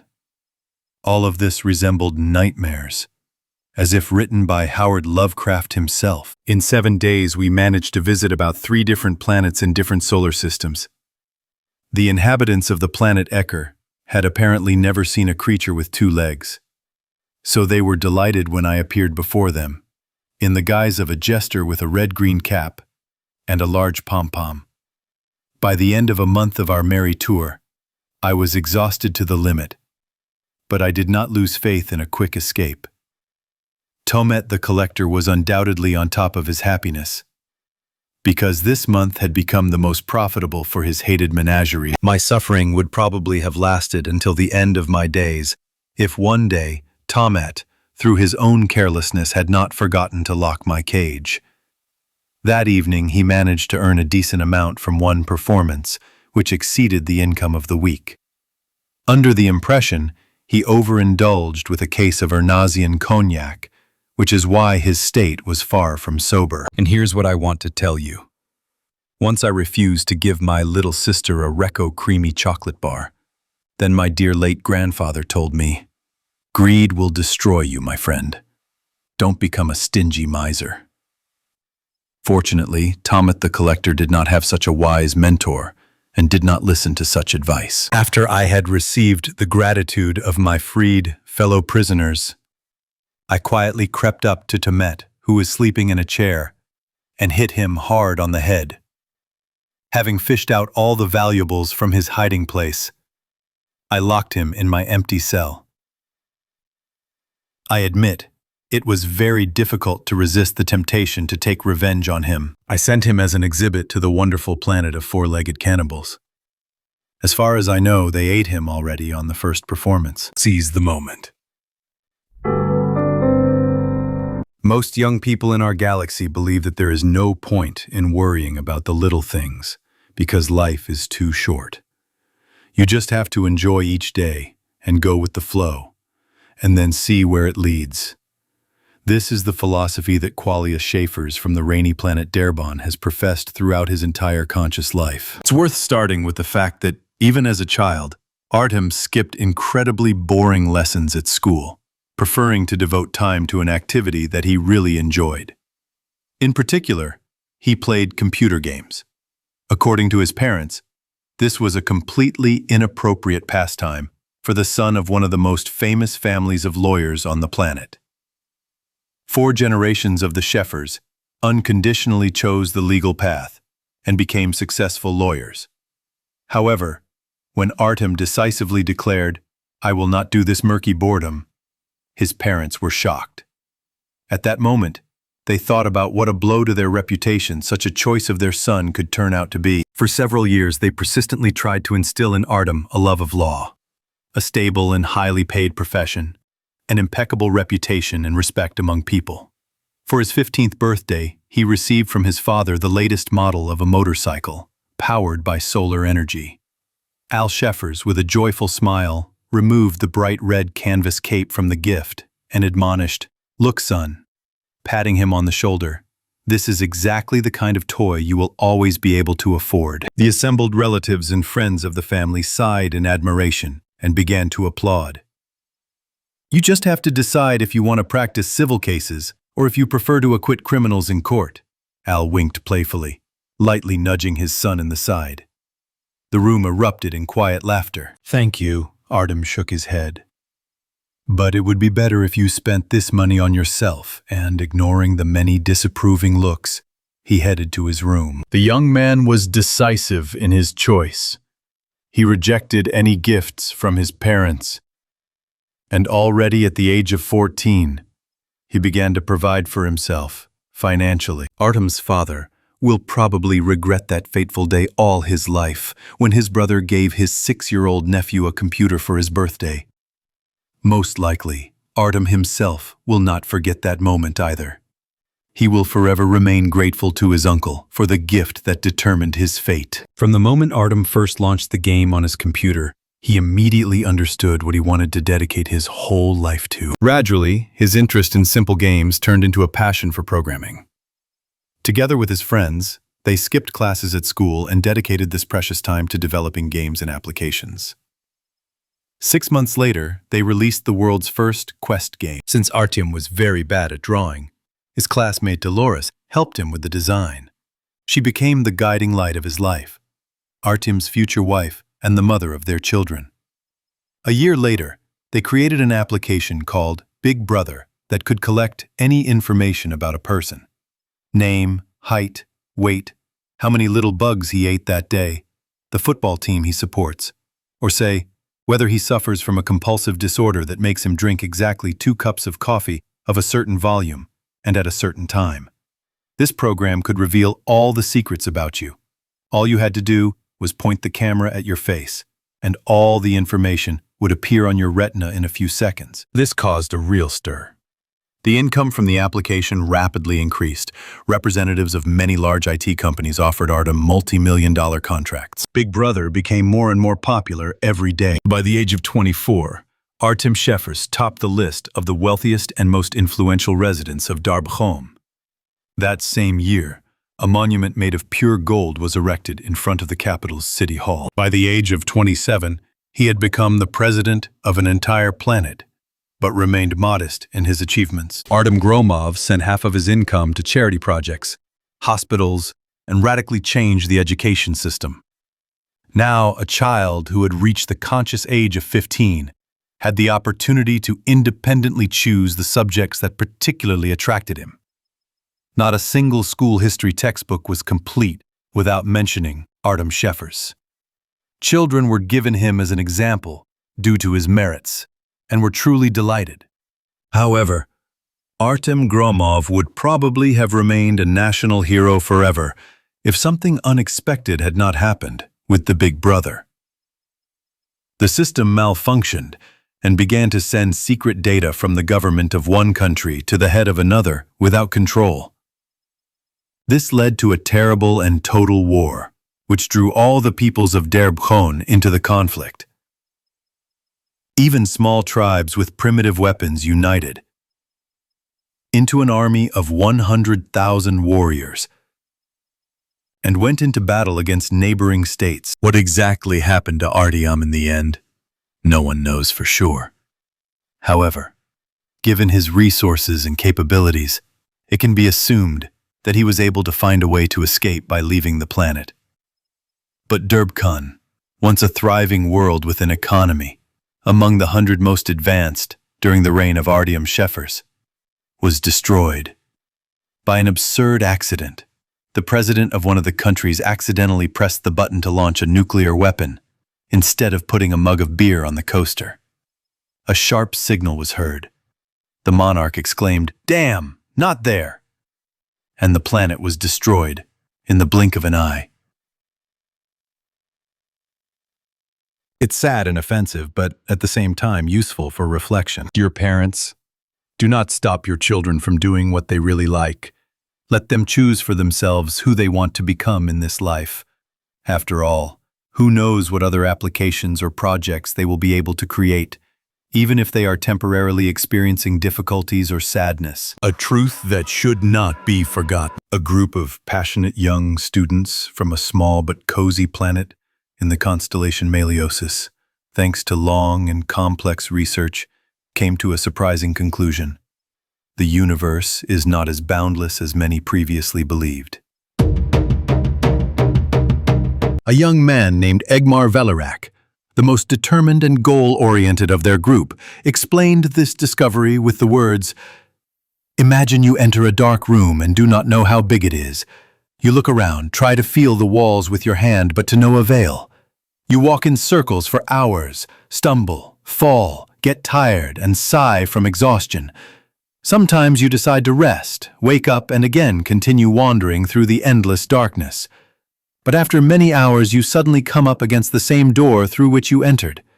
And then you realize that you were in a small room of your dormitory." The journalist, his eyes wide open and his mouth hanging open in amazement, looked at Velarak, completely speechless. "Yes, sir," Velarak nodded meaningfully, raising his finger up and finishing his soda in one gulp.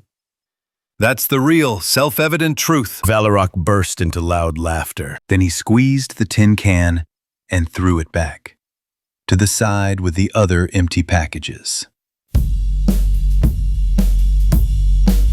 "So, next time you decide to go on an intergalactic sightseeing tour, don't believe any of the bald tour guides who talk about the infinity of the universe." Velarak leaned forward and slammed his fist on the table. "They don't understand anything about it." Asterisks. Dr. Steinberg, can you guarantee the safety of your invention? The corners of the scientist's lips curved into a smug smile. He sat with his arms crossed over his chest, proudly looking at the journalist Artyom Gromov. "I'm afraid your question is not quite correct." Seymour Steinberg leaned forward.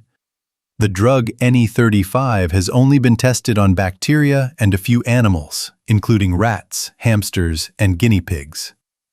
It will take several months before it becomes clear whether it is safe for humans." He paused, giving Artyom the opportunity to jot down a few notes in his notebook. When he finished, Gromov adjusted his glasses with an air of importance and asked, "However, you won't deny that you are pleased with the results at this stage?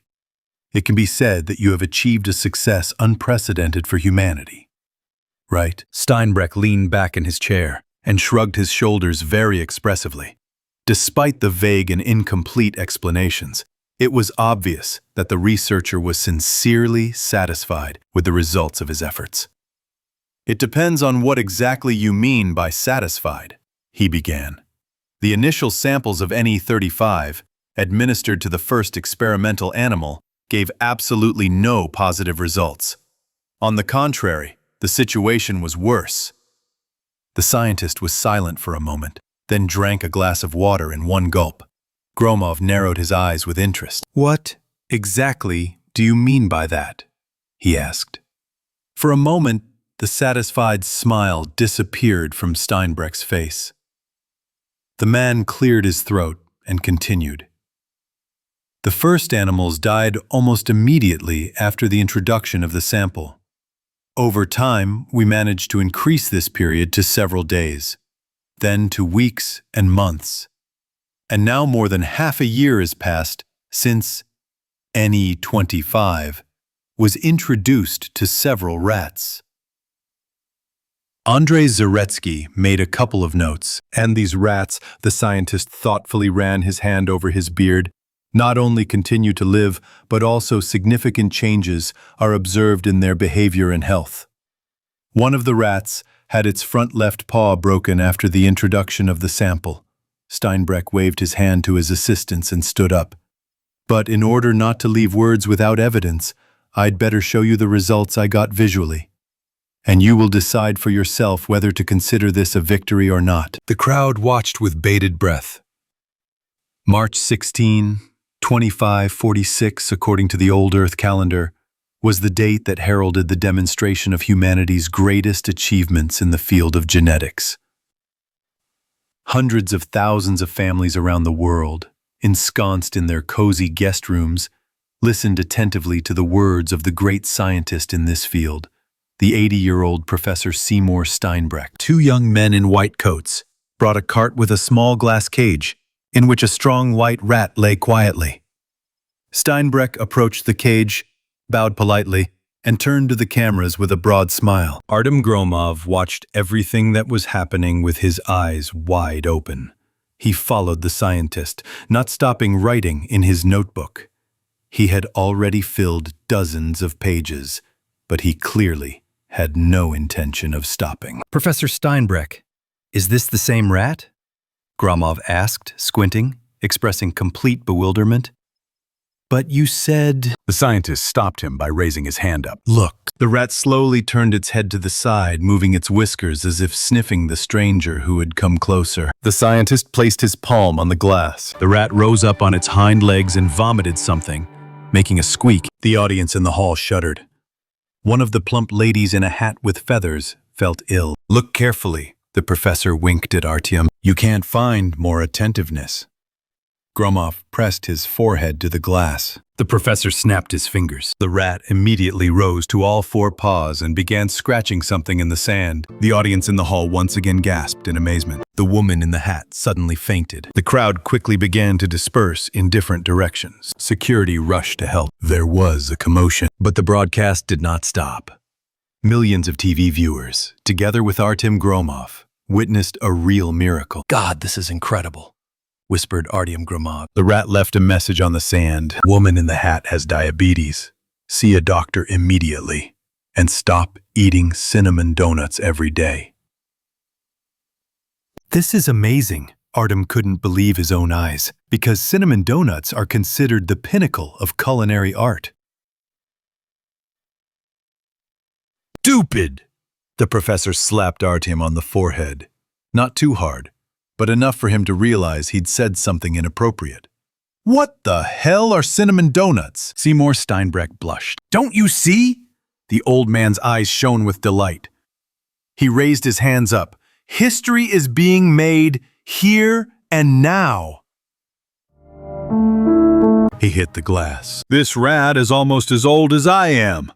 Next year, she will be 76. Unbelievable. Artyom whistled. Is she retired already? Fool! The professor poked Artyom on the forehead again. Enough already. Then stop talking nonsense, Seymour Steinbreck exclaimed, drooling.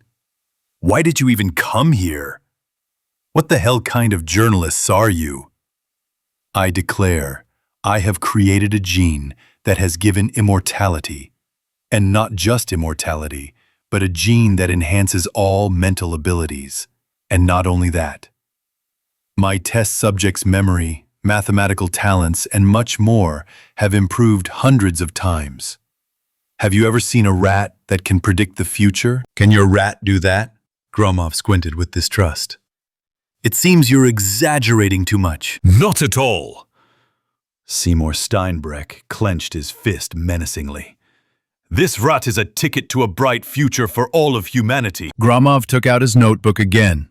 His pen was already ready. He felt that the professor was about to say something really important. Just imagine, no more illnesses and deaths. People will live forever. Uh-huh, Gromov wrote down energetically. Continue. Meanwhile, only a dozen listeners remained in the hall. Could we have imagined this just 200 or 300 years ago? No, of course. Various science fiction writers came up with all sorts of nonsense in their science fiction fictions. But now we are talking about real reality. In science fiction, Gromov added. However, the professor seemed to no longer pay attention to extraneous sounds. He was completely immersed in his story and reality. Steinbreck knocked on the glass again. Meanwhile, the rat was watching Gromov attentively. Has become achievable thanks to my efforts. Everything I have done will not be in vain. Moreover, I have already tested the device on the first human volunteer. Gromov stopped taking notes and looked up at the professor. It can't be. You must be crazy. A rat is a rat, but a person is a completely different matter. What do you know about that? Seymour Steinbreck waved his hand. Look at me. Do you think you'll give me 80? Probably barely 70. Gromov raised an eyebrow in assessment, but then his face changed. Wait, you mean to say... Absolutely right, the professor smiled broadly. I tested the device on myself, and look at the results. I have never felt better than now. My memory has improved. Now in the morning, I even remember where I left the TV remote. Wow. And my physical condition has noticeably improved. Yesterday, I ran 100 meters in 15 seconds. Wow. Exactly, Steinbreck exclaimed triumphantly. I have been using the device for over a week now. I have only encountered a small headache. A couple of details need to be improved, and I think the vaccine can be launched into mass production by the end of next year. Seymour Steinbreck paused for a moment. He took a long, hard look at everyone present. Then, in one movement, he was in front of the television camera and looking into its lens. Just think about it. Seymour Steinbreck, creator of the vaccine against death, a cure for the most terrible and senseless of human suffering. The professor's eyes took on a truly crazy expression. How did we ever live? Knowing that we were mortal, the professor laughed. How weak we were. Indeed, Gromov chuckled. All that was left was not to die. I wonder how everyone didn't understand this before. Exactly. The professor suddenly turned to Gromov and moved towards him. Write down more. We need to publish a book about my discovery. I will become your co-author. Yes, Gromov nodded, diligently making notes. You definitely will. Several more people left the hall. One more thing. The professor glanced into Gromov's notebook. I need a whole chapter with my biography. Let's write it together. I don't want you to distort anything. Writers and journalists like to edit the facts. But Seymour didn't have time to finish. The professor suddenly broke out in nasty blisters. In a matter of seconds, his face turned chalky white. He clutched his chest, screamed, and fell down. Dead. The people remaining in the hall ran away in panic, screaming. The broadcast director immediately switched to a commercial. It later turned out that the cameraman even forgot to turn on the camera. Artyom Gromov turned to the enclosure where the rat stood. This time, the rodent stood confidently on two legs again, and on the sand in large letters was written, "Here comes the old fool." He mixed up the vials and injected himself with the smallpox virus. Gromov wrote down a few words in his notebook and quickly closed it. Ah. Artyom shook his head. I told you. A rat is a rat, but a person is a completely different creature. Artyom Gromov took a hamburger out of a Gringo Bell's bag, carefully unwrapped the paper, took a bite, and slowly began to chew. The Ictorian savored every bite of this wonderful treat. Artyom leaned his chair back into a semi-reclining position and relaxed against the back. While the Beatles album Help played in the background, Gromov ate his hamburger with pleasure. He added aromatic coffee with vanilla syrup, which was already the fourth that morning. Although during interstellar travel, time was rather relative, and he was not particularly worried about extra calories. He had not even had time to properly start breakfast, and it was already time for dinner. Yes, Gromov definitely enjoyed interstellar travel. However, if you speed up too much, you will be looking at the ship with disgust for several days from nausea and dizziness. But no big deal. You can sleep it off in some backward motel and set off again on a journey through the vastness of space. Gromov finished his hamburger and licked his fingers.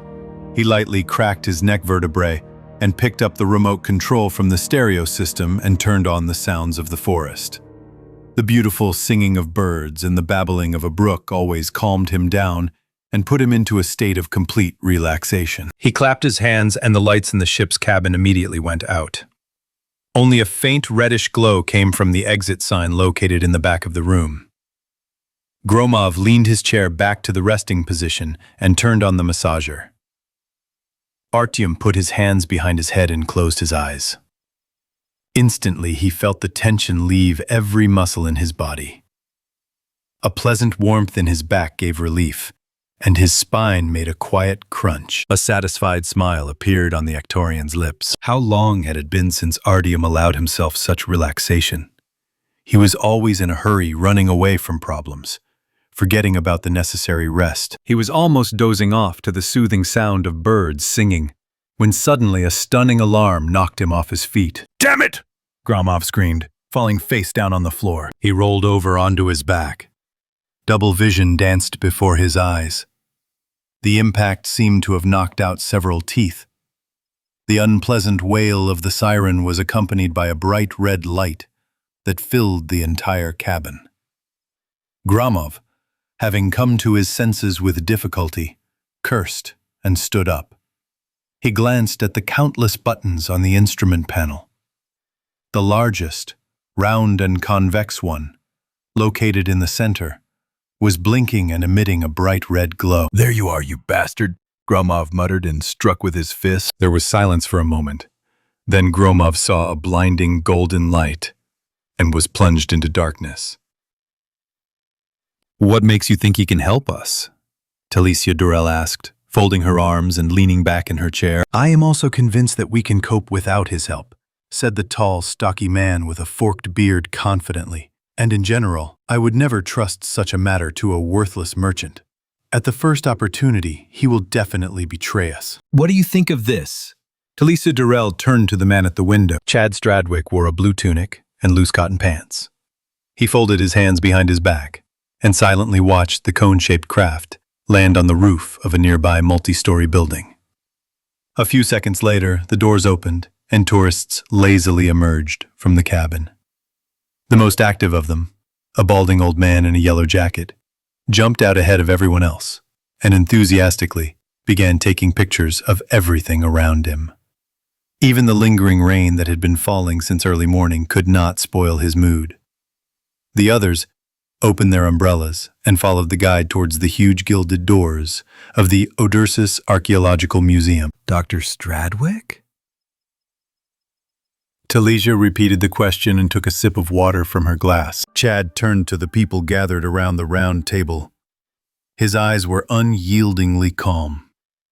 He gave everyone an icy look and took an empty seat at the table. The doctor pulled his hood off his head and ran his hand through his thick, dirty hair. The gesture revealed a deep scar running across his forehead. Artyom looked to be no more than 30 years old, but a golden sign of 3 intersecting tet figures stood out clearly under the left shoulder of his tunic. Such symbols were awarded for outstanding service to the Commonwealth. Talicia looked at him with disdain and finished the rest of her water. What had he done to deserve a place among the Chancellor's 6? And why did a man of such high status end up in a seedy place like Odysseus? Do any of you know how to bypass the Golden Blade security system? Artyom's cold voice sounded. The assembled company glanced at one another. Talicia Durrell shifted nervously in her chair. The short, bespectacled Regit ambassador, Overek Ozuul, mopped his sweaty forehead with his handkerchief. A plump man with a forked beard cleared his throat and clasped his large fingers, adorned with multicolored rings. "Your idea is correct.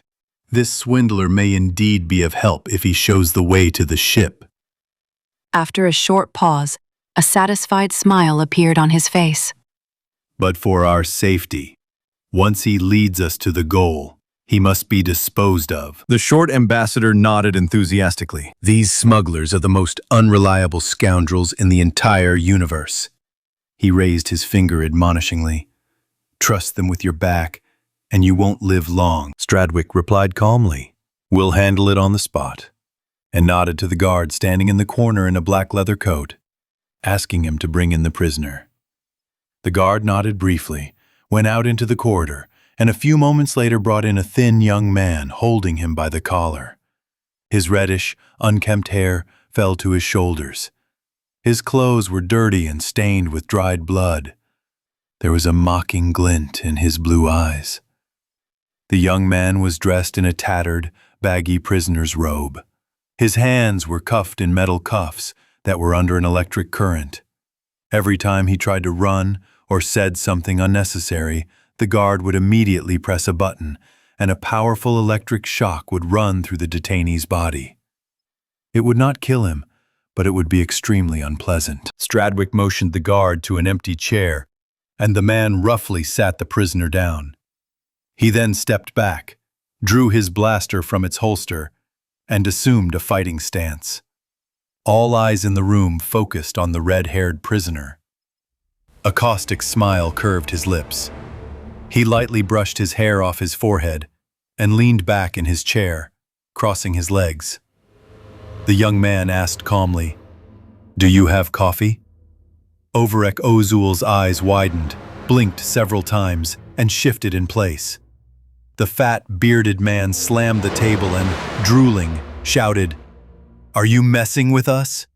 Do as we say, and don't you dare clown around, smuggler." The prisoner raised an eyebrow in surprise. His gaze changed from the blushing Artyom Gromov to Talicia Durrell. The girl folded her arms thoughtfully across her chest and remained silent. You at least have coffee?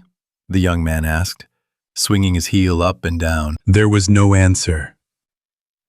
Not waiting for a reaction, the prisoner leaned forward slightly. The thing is that if my body doesn't drink at least 3 liters of coffee every day, my brain simply stops working. Artyom Gromov angrily slammed the table and stood up.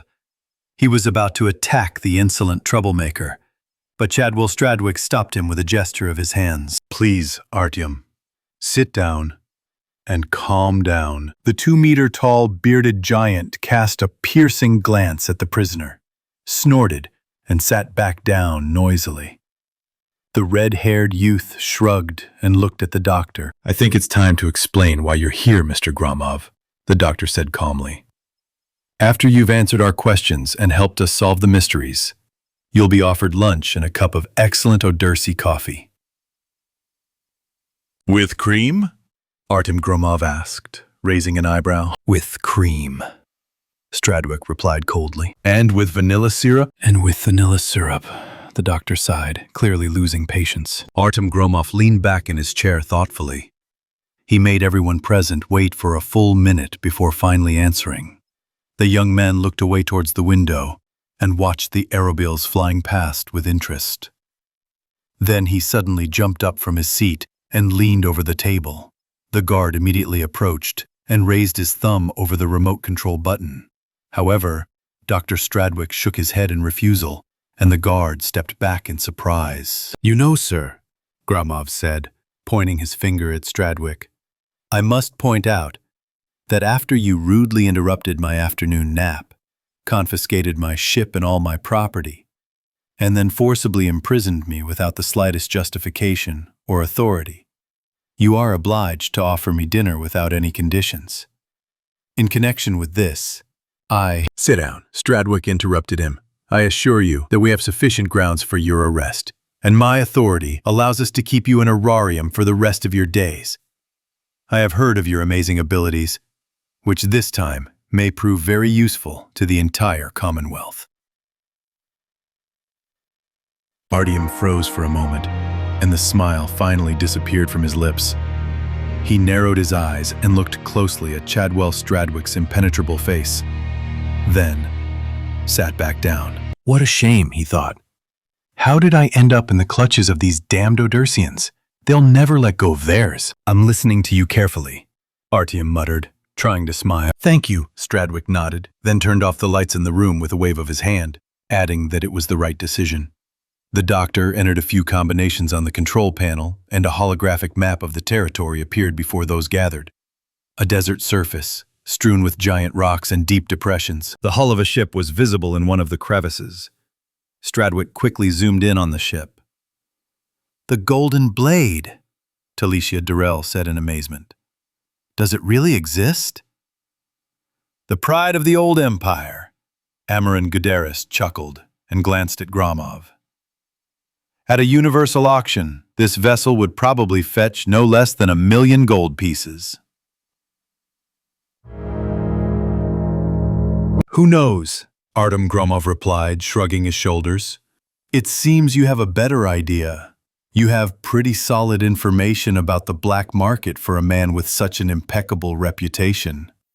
A vein appeared in Guderris's temple, but Stradwick did not give him a chance to answer. "According to our intelligence report, the ship contains information of extreme importance to the Supreme Council of the Commonwealth." He paused, looking carefully at those gathered. "And the value of this data is at least 1,000,000 gold."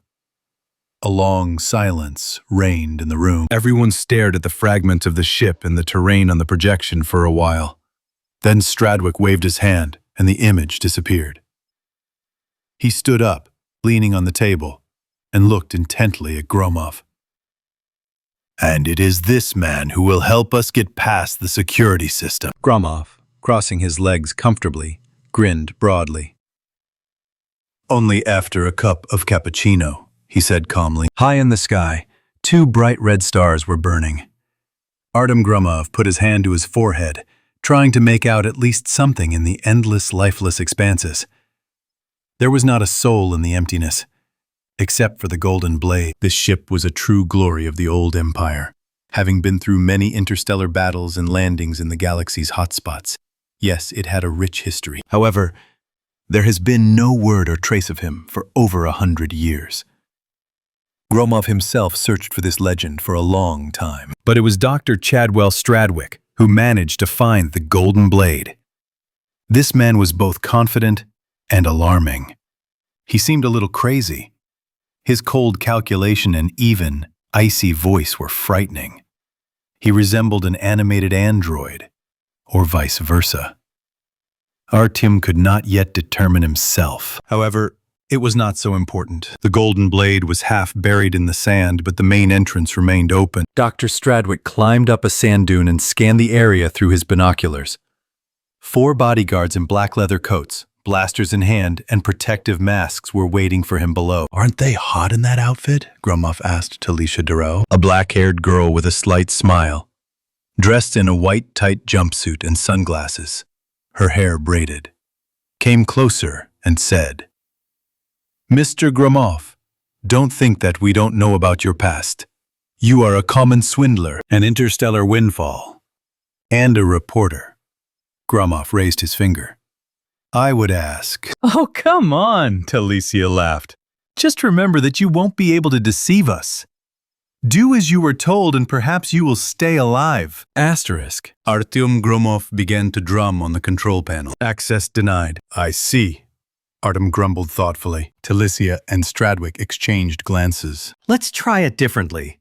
Gromov entered the code on the screen. Red light came on. Access denied. Again, you're so cunning. Artyom irritably tapped the screen.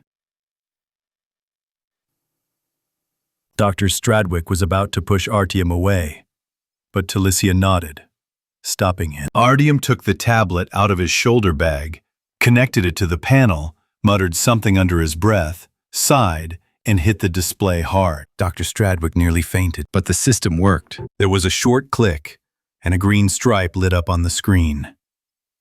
The heavy metal doors of the golden blade creaked open. Welcome aboard, smiled Artyom Gromov. Asterisks.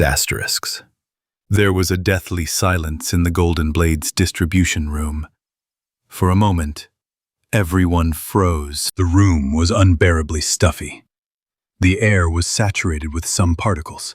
It seemed that the ventilation had been clogged for a long time. Put on your masks, Dr. Stradwick ordered. The corridor was lit only by 2 dim emergency lights. Chadwell Stradwick gestured for 2 guards to check the back room. Talicia walked up the stairs with the 3rd guard. Stradwick turned to Artyom and suddenly clapped him on the shoulder. You're coming with us, he said confidently. We need to find and decode the black box. Gromov wanted to object, but then suddenly he felt the muzzle of a blaster aimed at him, snatched by the last guard, Nerval Forez. This huge, mustachioed man looked menacing. Artyom never considered himself short, but in comparison to Nerval, he seemed very small. Gathering all his strength, Gromov forced a smile and said, As you command. He nearly slipped while curtsying. Dr. Stradwick rolled his eyes and croaked, Come on, get moving! Nerval literally pushed Gromov toward the bottom of the stairs, adding, Enough of this buffoonery! Asterisk. This is Captain Orgald Strad speaking. We haven't eaten for 3 days. Only Artyom and I are left alive. A good guy. He hid a small supply of crackers with horseradish and garlic. Without this stored food, we would hardly have been able to hold out for so long. Artyom and I managed to barricade ourselves in the rear of the ship, the Golden Blade. At first, we thought we were lucky. But now it's clear that we trapped ourselves and signed our death warrant. The rest of the crew either died of hunger or, oh my God, that thing ate them. I heard Emery and Robbins screaming. It really is a fiendish creature from the ancient legends of old Earth, a real spawn of the underworld. I'm not fooling myself, cough cough. I understand that I won't survive, but if you find this message, know that your time is limited too. The next moment, an incredibly eerie and unnatural scream was heard. Something very quickly jumped towards Orgaldstrad. The captain screamed at the top of his lungs, but his cry did not last long. Heavy breathing and a loud roar could be heard through the microphone of the recorder for a few more seconds. It sounded like the breathing of a huge bear or tiger. At this point, the recording stopped. Artyom looked at the crumpled remains of Captain Orgald. A few bones, a crushed skull. That was all that was left of the once famous third-rank captain of the old empire, Orgaldstrad. A sad picture, no doubt about it. For a while, Gromov and Stradwick were silent. What can I say? Artyom scratched his head thoughtfully. It's an unpleasant situation. The room was in chaos. Scattered logbook entries, empty water bottles, and gnawed-to-the-bone supplies of crackers, canned goods, and other food were strewn everywhere. Only one fluorescent lamp was lit, but it was enough to see the pores that covered the entire visible surface. It was impossible to take a step without bumping into this abomination. This was the first time Artyom had encountered anything like this. He had never seen anything like it in any interstellar encyclopedia. Even in the distribution block, he poked his finger into one of these pores, and the tip of his finger immediately melted. Fortunately, he was wearing protective gloves. Nerval 4 stood guard at the entrance. He listened carefully for any sounds, but so far everything was quiet. However, Gromov did not like something about this place. It turns out that the Golden Blade had been in this place for almost a century, but had no one tried to find it? Sure, their detectives had other things to worry about after the collapse of the old empire, but still, the universe is full of masters of their craft among detectives, and no one has been able to find the coordinates of the Golden Blade to this day. No.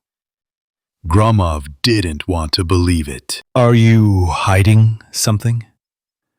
Artyom pointed his finger sharply at Dr. Stradwick. At that moment, Forrest instantly turned around and grabbed his blaster. Stop! A menacing voice thundered. Get away from him. Don't worry, Stradwick said calmly. Put down your weapon. His face turned pale and beads of sweat ran down his forehead. Tadwell Stradwick collapsed onto the table and covered his face with his hands. Damn it! He broke into hysterics. His previous confidence and cold tone had evaporated. The merchants from the Rose Towers warned me that the Golden Blade might have already passed into the possession of others, but I wrote it off as superstition and empty rumors. Crossed? Gromov frowned. You mean that monster on the recording? Do you think he's still here? The doctor burst into mad laughter. He jumped up from his chair. Stradwick raised his voice. See these pores? He said, making a circular motion with his hand. Do you know what this means, Mr. Gromov? Artyom looked thoughtful. To be honest, I'm not sure. Aha! The doctor's eyes sparkled with some kind of abnormal shine. Exactly. I don't know either. Then why are you asking me? That's exactly why I called you here. Stradwick shouted across the room. Find out what this is. Called? Now Artyom was shouting back. You kidnapped me. You will still have to answer before the Interstellar Criminal Court. Shut up, the doctor shouted at the top of his lungs, blushing with anger. Give me 1,000,000 gold coins, right now. They're definitely somewhere on the ship. Otherwise I'll— Oh, what are you saying? Gromov grinned broadly and crossed his arms over his chest. I'll put you in chains again, Stradwick growled, spitting. Oh, how scary! Artyom laughed, mimicking the doctor. Honestly, you disappointed me. I thought you were so serious and cool. That's exactly how you showed yourself yesterday. All so important in front of your colleagues. But I didn't expect that you would turn out to be empty. They all— How dare you? Nerval Forrest cocked the trigger again. I'll— Try it. Gromov took a fighting stance, put his fists out. Take it away. Let's fight fair. Let's go! Forrest threw away the blaster and rushed at Artyom. The very first blow knocked Gromov off his feet. Stop it! Chadwell Stradwick barked, trying to hold Nerval back. What the hell?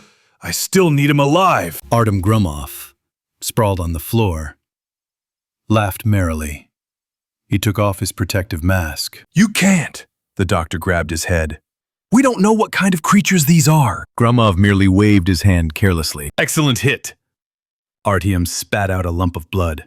I lost one tooth. Now you'll get another one. Nerval Forrest did not have time to finish speaking. A deafening scream from the upper floor suddenly interrupted his vivid speech. It was Talicia Durrell's scream. When they burst into the room, Artyom quickly realized that the situation was already hopeless. If only there was any way to help at all. They found themselves in the Golden Blade dining room, the very place where Dr. Stradwick had sent 2 guards to do reconnaissance about half an hour ago. All that was left of them was a bloody, indistinct mess. Mother of God, Artyom Gromov howled. Now it's clear to us that this creature is still nearby. No, if— Ah! Chadwell Stradwick screamed again. No! This can't be! This thing should have died by now in a century! What does it even eat? There's nothing but desert all around! No! It should have died! The mad doctor stared at Gromov. Confess! He pricked his finger. You did it! What? Ah! Stradwick laughed hysterically. That's right. They decided to quietly eliminate all the contenders and appropriate the million for themselves. But I was with you. No way! The doctor slammed his fist on the table, his eyes going crazy. The million will be mine alone. But I was there the whole time! Gromov couldn't take it anymore, his voice growling. You're a psycho. Get your head treated. Meanwhile, Talicia Durrell, who had crouched in the corner of the dining room, continued to scream. Artyom pushed the doctor away and rushed to Talicia. The girl covered her face with her hands and did not let him near her for a long time. What are you allowing yourself to do? Gromov lowered his voice. You know that I will not harm you. It is me, Artyom. Well, tell me what happened here. I saw him. A monotonous voice came from behind Gromov. The guard who had escorted Talicia to the medical bay stood frozen in place. He stood in front of this bloody mess, with a blaster in his hands. Who did you see? Roared Dr. Stradwick. Or did you shoot everyone? I have seen 1,001 faces. What are you lying? Chadwell Stradwick grabbed the guard by the collar, but he immediately pushed the doctor away, raised the blaster's bolt, and shot himself in the head. Talicia Durrell screamed again. She covered her face with her hands and began rocking back and forth. She muttered something softly, but Gromov couldn't catch the words. There she is! Chadwell Stradwick's face was now covered in blood, which gave his mad look a special expressiveness. She did something to them. The witch. I always knew it. She sent these damned fevers, poisoned my guards to get the million. The witch! Quick footsteps were heard from the corridor. Nerval? Chadwell turned around. Is that you? Why are you hiding? Come here, we need to shoot one of them. The footsteps were already close. How does this big guy run so fast? Gromov stepped back, concern appearing on his face. At that very moment, a terrible scream was heard. Nerval Forrest appeared at the threshold of the Golden Blade's medical bay. Finally, the doctor approached the guard and gestured at Talicia, ordering, "Shoot that filth, and don't scream like that." But Nerval Forrest showed no signs of life. Gromov picked up the blaster from the dead guard. Doctor, this is not Nerval. Talicia screamed again. Huh?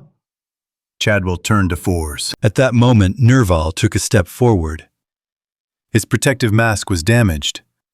Blood was oozing from his mouth, and his chest was pierced through. But the worst thing is the eyes. They were completely black. "Ah!" cried Dr. Stradwick, jumping up from his seat. But it was too late. The creature that was once Nerval Fours attacked its former master. The creature closed its mouth, bared its long, sharp fangs, and grabbed the doctor's hand. Stradwick cried out in pain. The beast tore off the arm with a deafening roar. "Oh my God," Gromov grumbled, preparing his blaster to fire. "What a day this is." The monster tore the doctor apart, but he remained conscious and continued to scream hysterically. However, Artyom was in no hurry to shoot. "Shoot," Stradwick hissed, choking on blood. "Shoot, damn it." The doctor didn't have time to finish. The creature bit off his head and swallowed it with pleasure. "If I were you," Gromov cringed in disgust, "I would refrain. You could get rabies. The doctor must have been some kind of broken." The monster turned sharply towards Artyom, closed its mouth, and screamed. Gromov smelled the foul smell of decay. "That's not very polite," Artyom clicked his teeth. "You need to brush your teeth much more often." The creature jerked sharply towards Artyom. Gromov fired quickly, but he missed. "Damn it!" Artyom made a quick somersault to the side, avoiding the blow of the clawed paw at the very last moment. He took cover behind a table with surgical instruments and grabbed a scalpel just in case. The creature jumped onto the table at full speed. Gromov looked at him. "Hello." Artyom smiled awkwardly. The creature let out a piercing scream right in the face. Gromov stuck the scalpel into the monster's eye and quickly ran to the exit. The creature screamed even louder and fell on its back. "Now that's a lesson for you." Artyom stopped about halfway to the door. "Stop yelling! What are you yelling about? I can do it too." The monster jumped to his feet again. Gromov swallowed. "Okay." Artyom smiled. "Lie down a little longer. Don't jump up so quickly, or your head will hurt." The creature attacked Artyom. It knocked him onto his back. The blaster fell out of his hands. The creature's right hand turned into a huge, sharp blade. "Not fair! Let's fight with fists instead." The blade pierced Artyom's chest. The space wanderer felt unbearable pain throughout his body. The next blow landed just below the previous one. From the sudden, excruciating pain, Artyom screamed louder than ever before. A green substance began to flow from the creature's mouth. It seemed to be about to eat Gromov's head. Artyom's vision became clouded. With his last strength, he tried to grab the blaster, but it was all in vain. The creature bared its teeth, and a shot rang out. Talicia Durrell hit the monster in the head with precision. He woke up from the touch of a damp towel to his forehead. Opening his eyes, Artyom saw the smiling face of a strong man with red cheeks in front of him. "I told you he'd wake up," the stranger in the white coat laughed loudly and lightly slapped some young assistant on the head. "Now you'll have to do night shifts all week." The young man scratched the back of his head irritably and glared at Artyom with hatred. For some reason, Tom immediately felt uneasy. It seemed as if he wished Gromov to remain unconscious. "Don't pay any attention to it." The red-cheeked man pushed the youth into the corridor. "He's still green." "Where did I end up?" Gromov asked, raising himself up on the pillows. "What's going on here?" He inhaled the air, which was filled with the foul smell of some medicines, infusions, and decoctions. I looked around in horror. The room was completely filled with beds, each containing patients who bore a striking resemblance to himself, lying motionless as if they had been paralyzed in some way. Gromov laughed with nervous hysteria.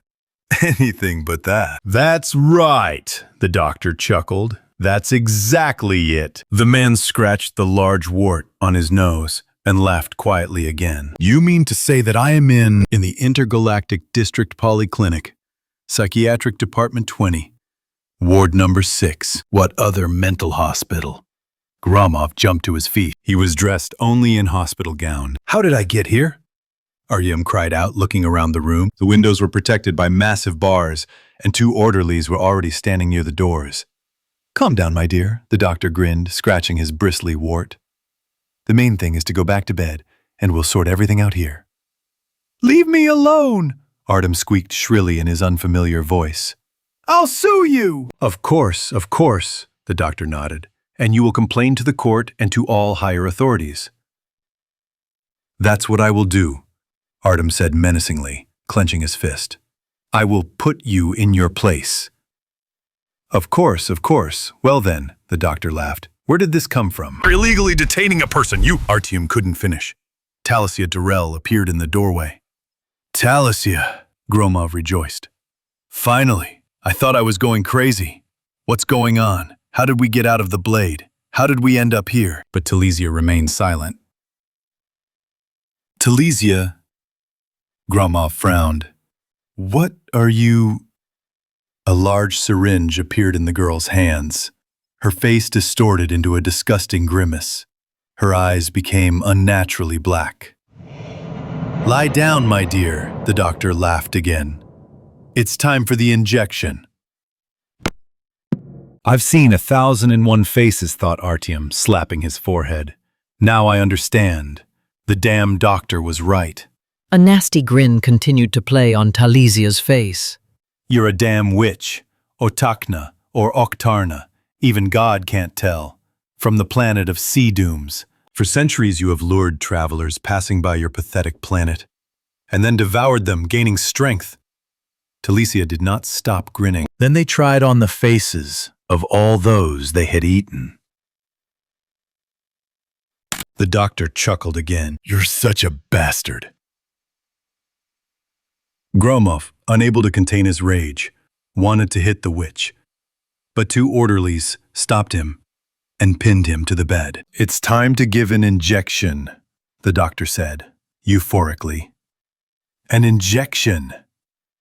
What could be better than an injection?" The fat man grinned again. Talysia handed him the syringe. The doctor let out a satisfied grunt. Stop! Artyom cried. "What else?" The doctor clenched his fists. "What? What time is it?" 1:30, the doctor hissed through his teeth. I need to feed the cat! "What?" The doctor turned to Talysia. Her smile disappeared. "What the hell?" The next moment, a terrible roar was heard. The hospital walls shook. The orderlies fell right on top of the doctor and Talysia. And in ward number 6, a huge hole appeared, from which the flea body was sticking out. "That's exactly it. I implanted a tracker in my head." Gromov beamed with pleasure. "Well, Zeus, well done." Talysia Durrell immediately stood up and looked around. The doors of the room were locked. The emergency system was activated. "Where are you going in such a hurry?" Somewhere in the distance, a police siren sounded. "You see," Gromov approached Talysia, "I figured it all out a couple of days ago. I staged this performance for my own entertainment. I've wanted to try myself as an actor for a long time. I even wrote a couple of lines myself." Talysia turned to Artyom, her face distorted with anger. "Before you, Dr. Stradwick, and the others kidnapped me from the flea, I managed to leave a note for my cat Zeus." "What nonsense are you talking about?" Talysia's voice changed beyond recognition. Her gentle tone turned into a shrill screech, like that creature from the Golden Blade. "Here's the thing," Artyom continued. "I understood perfectly well that you intended to kidnap me." Talysia's eyes widened in surprise. "Of course, my flea's turrets and defense field are long overdue for an upgrade. But I deliberately disabled them that day. And it didn't even occur to you, did it?" Gromov smiled broadly. Talysia, however, was contorted with rage. "Stop it! It doesn't suit you at all." The police siren was getting closer, and Zeus began preparing the evacuation route. "So," Gromov stepped back, "I want you to know that there were never millions on the Golden Blade. You probably already realized this. That's why they put me in a mental hospital with this madman and tried to make me talk with drugs." Indignation engulfed Talysia, and she screamed hysterically. She already wanted to show her witch fangs. But Gromov hit her sharply on the nose. Then he repeated the blow. The witch fell backwards. Everyone froze. There was a knock at the door. It's the police. And lastly, Artyom said, taking hold of the evacuation rope, I made a deal with the police. I will be paid 50,000 gold for your head. Gromov winked. Just so you know. It seemed that Talisha Durrell, known as the witch from the planet Sailor's Bane, shouted something at him at the last moment. That's when two Special Forces soldiers pinned her face to the floor. However, Artyom Gromov, a wanderer of interstellar space from Ektorion, no longer heard anything. The flea shot up with astonishing speed, faster than the wind. Artyom took a sip of fragrant cocoa, put the glass on a cardboard stand, and started on the hot dog. Due to the unexpected whistle of a blaster shot, he almost choked on the sausage and splashed mustard on his trouser. Damn it, muttered Artyom Gromov. How many times can you change the ringtone? He licked his fingers, rolled the hot dog back up into its wrapper, and placed it on the seat next to him. He swiped his finger across the computer's touchpad, and a new order message appeared on the screen. Delivery of a particularly valuable cargo. From Gradesville City, Jackson Avenue, Building 7, Apartment 149. To Planet Coltran, Watcher Station. Note: do not look the subject in the eye, under any circumstances. After your order is confirmed, you will be sent special polarized glasses. Do not remove them until delivery is complete. The reward is 50,000 gold. Confirm order? Not really. Artyom carefully reread the message several times and looked at the timer in the lower left corner of the screen. There are 4 minutes and 56 seconds left to accept the order. Not looking into the eyes? I wonder what that means. It's quite possible that the order is hiding something unusual. Artyom turned to the window and thoughtfully watched the aerobiles rushing past outside. Rain was drumming rhythmically on the glass, and bright neon lights with posters were flashing on the advertising boards floating past. A new film, Children of Armageddon III, Bloody Generation. An announcement of the next production of Romeo and Juliet, where the role of Romeo was played by a 3-meter lizard and Juliet by a huge spider, an announcement of the opening of the 36th season of Air Races, and much more. Artyom looked at the screen again. There were less than 3 minutes left until the order was completed. A sudden knock on the glass pulled him out of his thoughts. Outside the window, in a bright yellow raincoat, stood a girl from Gringo Bells, about 30 years old, with thick blonde hair. Gromov reluctantly lowered the window and met her gaze. "Excuse me, sir," the girl shouted, drowning out the noise of the rain and wind, handing Artyom a bag of baked goods. "You left so quickly that you forgot your cherry pie." For some time, Artyom silently looked into her brown eyes, which made her feel awkward. "Thank you." He forced a smile, took the bag and nodded his thanks before closing the window. He dropped the bag with the pie on the half-eaten hot dog and looked at the screen again. When the timer had only 8 seconds left, Artyom pressed the yes button and immediately received detailed directions to the desired address by email. The flight to Gradesville City took a little over 2 hours. Zeus, as usual, was peacefully snoring in his favorite place on the flea's dashboard. Gradesville City is considered one of the most famous megalopolises in the Pegasus sector. Thousands of skyscrapers, each with 100 or more floors, filled the entire city. Sometimes it seemed to Artyom that it was impossible to take a step in this city without bumping into a high-rise. Dirt and trash were everywhere. Artyom has never had any sympathy for big cities. He likes a dynamic lifestyle. But if he decides to settle down one day, he will definitely choose a house by the river with his own garden and vegetable garden. However, the high-rise buildings of Gradesville City are only part of the problem. The crime rate here is much worse. Gradesville is considered the most criminal city in the Pegasus sector, and one of the most dangerous in the known universe. Every year, this city is invariably included in the top 10 most criminal cities in the intergalactic police list. Artyom did not want to take orders from here, but he did not have much choice. He spent all the money he received at the annual games on repairing the flea and buying several new outfits. A lot of money was also spent on feeding Zeus. The money was needed urgently, and the order sounded too tempting to refuse. So Artyom went to the damn Gradesville city, a place where no sensible courier or street vendor would dare to go. But as we know, Artyom Gromov has never been distinguished by common sense, and he will definitely be able to earn money. Gradesville City, the town where the dawn was never seen. That's what the inscription on the tallest building in the city said, albeit with some exaggeration. But it was partly true. Due to the unique conditions of the planet and the peculiarities of the architecture, the sun illuminated these places only for a couple of days at the beginning of summer, and even on these days, the sun's rays had a hard time penetrating the countless skyscrapers that covered the sky. Artyom put on a long leather coat and a black hat. He no longer remembered how many residents of this amazing city owed him money. And not only monetary amounts. Gromov parked the flea in a dark alley among a pile of garbage. "You're the boss here," Artyom said, pouring out food for Zeus. "If I don't come back within 3 hours, you know what to do." Zeus approached the bowl without much enthusiasm, sniffed it, and tipped it over. "Damn it!" exclaimed Gromov, hitting himself on the forehead.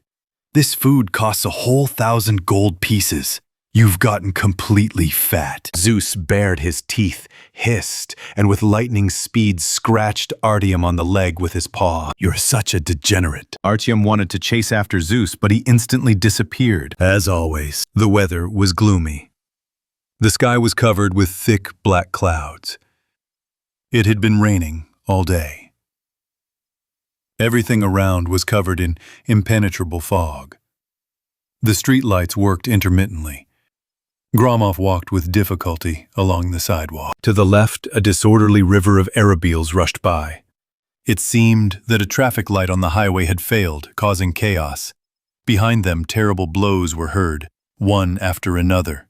Another accident. "Help me in any way you can." They grabbed Gromov by the arm and pulled him down. "Ah! Ah!"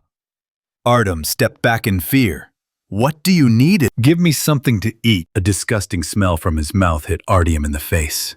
In front of him stood a thin, old man in rags, covered in soot. He bared his rotten teeth and laughed hoarsely. Gromov managed to break free from his tenacious hands and rushed forward. "Check your pockets," came a quiet voice. Gromov quickly searched his clothes. In one of the pockets, he found a key. "Yes, this is Gradesville City. Weston Avenue. Building 7. Apartment 149. "What? Hey!" Artyom hurried back to the old man. But he had already disappeared. A rattling laugh could be heard in the distance. "This is quite a city," said Artyom, put the key back, pulled up his hood, and continued on his way. As Artyom walked along the street, he encountered homeless people warming themselves by the fire. A pack of hungry dogs, which he had to fight off with improvised means.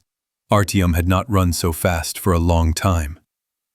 Shots and plaintive cries were heard from the dark alleys. But Gromov didn't care about that now. The police should deal with such matters. He already had more than enough to do. Although Artyom clearly understood that the Gradesville City Police had long been working for criminal groups, local residents could not count on their help. Moreover, they should avoid meeting the so-called guardians of order at all costs. And Gromov had to remain on guard. Artyom pulled his hood tighter and put on his glasses. At the next turn, he found himself at a large intersection, practically in the heart of the city. On an island, in the middle of the moving traffic, stood a massive bronze statue. A man stood on it, his hands raised. He wore a simple tunic, as if he belonged to the lower class. However, Artyom knew very well who was depicted in this sculpture. It was Grade the Cruel, the conqueror of worlds. More than 200 years ago, his vast army conquered all the planets of the Pegasus sector. Grade would probably have continued to conquer neighboring sectors, if not for the misfortune that happened. He choked on a grapeseed one day. Remember death. But that was in the distant past. And now Gradesville City is just one of the most dangerous and criminal cities in the galaxy. The streets were packed to capacity with crowds of people, noise, and chaos. Some were laughing, others were crying, an unpleasant sight. Gromov always felt uneasy from such crowds. Just now, a quarrel had happened before his eyes. A girl had dumped a guy, and he had thrown a bouquet of flowers right in her face in anger. A group of students were returning from a tour of the local planetarium. The young men and women were animatedly discussing their plans to capture another planet, and then another and another. It looked like the case of Gray the Cruel was continuing to develop successfully. For a moment, Andrei Zaretsky even had a slight smile. Youthful maximalism and inexhaustible energy. Once upon a time, Artyom Gromov himself was just as full of hopes and aspirations. Artyom squeezed through the crowd of passers-by and came out onto the main square of the city. Everywhere around there were crowds of merchants offering a wide variety of goods. The best prosthetics in the whole area! Shouted a short man with prosthetic arms. Hurry, there's a sale today! A plump woman loudly declared, twirling a small bottle in her hands. Take one pill, and you'll be able to plunge headlong into any memory from the past, even into something that's long been forgotten. Ordinary memory amplifiers. Gromov muttered to himself. Well, you surprised me.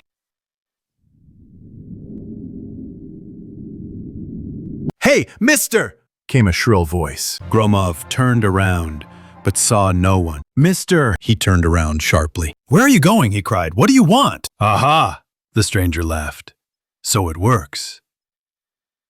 At that very moment, a thin man with green hair appeared in front of Gromov. Everything would have been fine if he hadn't been standing completely naked. Cover yourself, Gromov grimaced, covering his eyes with his palm. Now I won't be able to sleep. Mister, The green-haired man said in a squeaky voice. you simply must buy my Neo-Orion blanket. The short man wrapped himself in a blanket and immediately disappeared. Gromov snorted with a smile. Why do you merchants always come up with weird names for these things?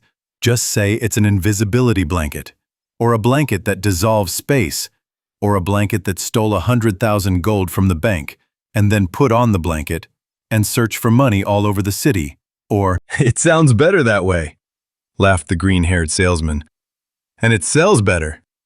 You don't understand anything about marketing, mister. Gromov rolled his eyes. And how much will it cost? 10,000 gold pieces. 5,000 and not a coin more, Gromov declared confidently. 7, 5, 603. At that moment, Gromov was unexpectedly pinched on the buttocks. Hey!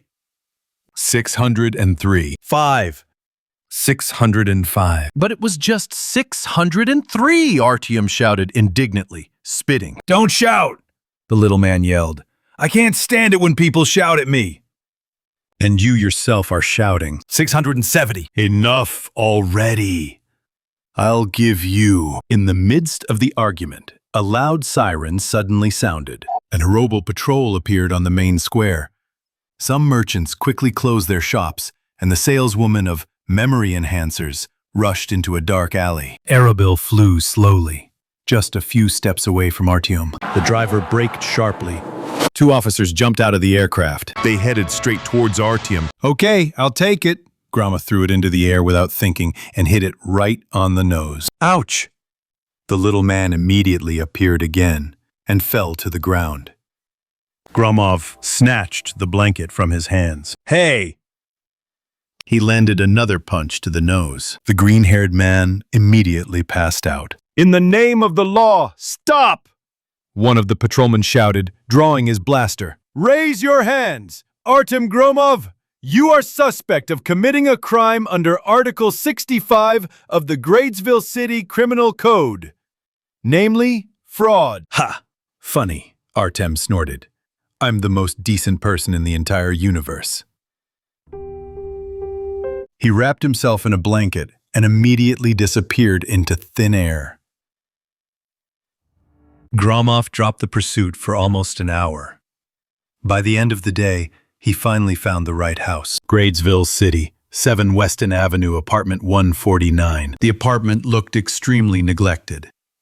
Old, tattered sofas, broken dishes on the floor, as if a fight had recently taken place here.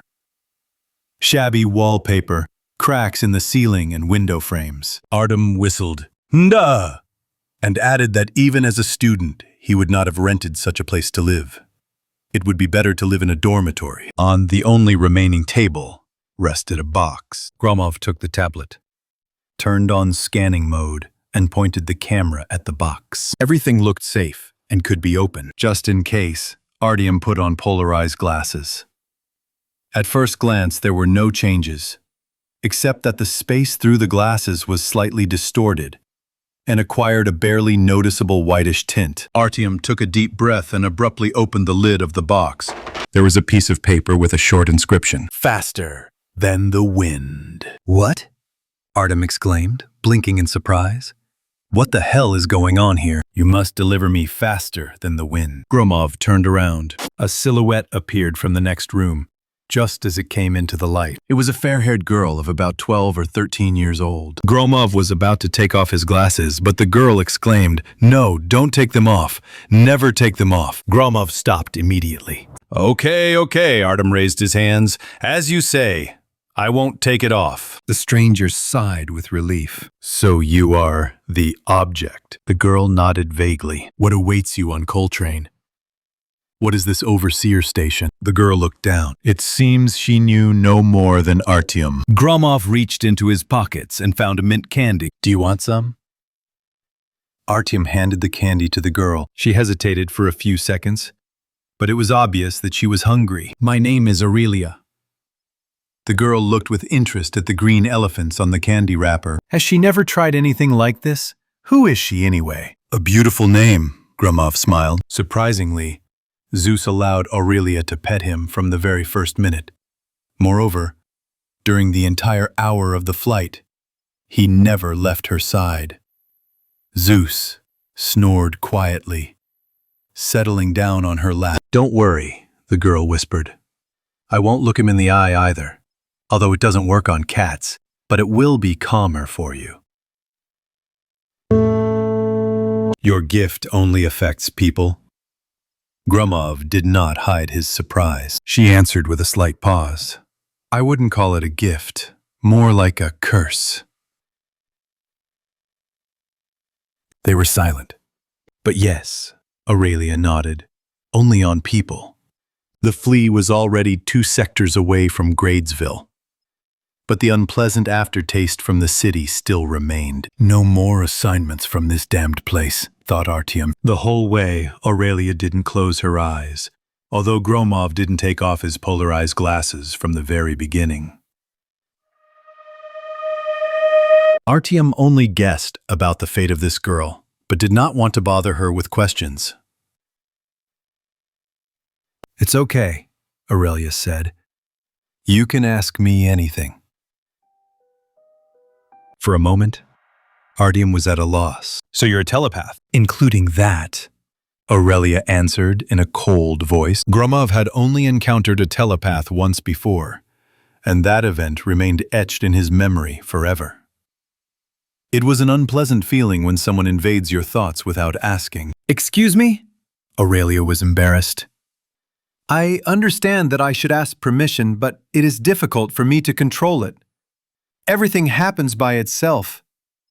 As soon as I meet a person, my mind seems to penetrate his consciousness.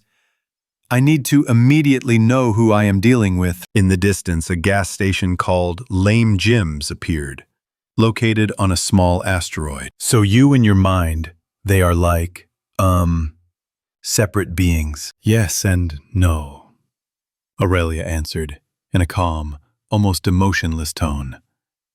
"But I'm not sure I'm allowed to reveal more." I understand. Artyom smiled, trying to lighten the atmosphere. "I'm an ordinary courier. Want a bite to eat? Jim has really great pepperoni pizza." What? Artyom slammed on the brakes. Zeus the cat fell to the floor, hissed at Artyom, but did not scratch. Staring at Aurelia, he soon jumped onto her lap. "You've never tried pizza?" Gromov was surprised. You're a telepath. You should have heard the thoughts of many people. In theory, I'd like to try this magnificent dish. Just look at this sausage. It's much more complicated. Sadness sounded in Aurelia's voice. I forget everything very quickly. Artyom felt awkward. Why did he shout so much? Aurelia wrote something down in her notebook. I really liked the word pizza. Aurelia smiled easily. I'd like to try it. Asterisk, asterisk, asterisk.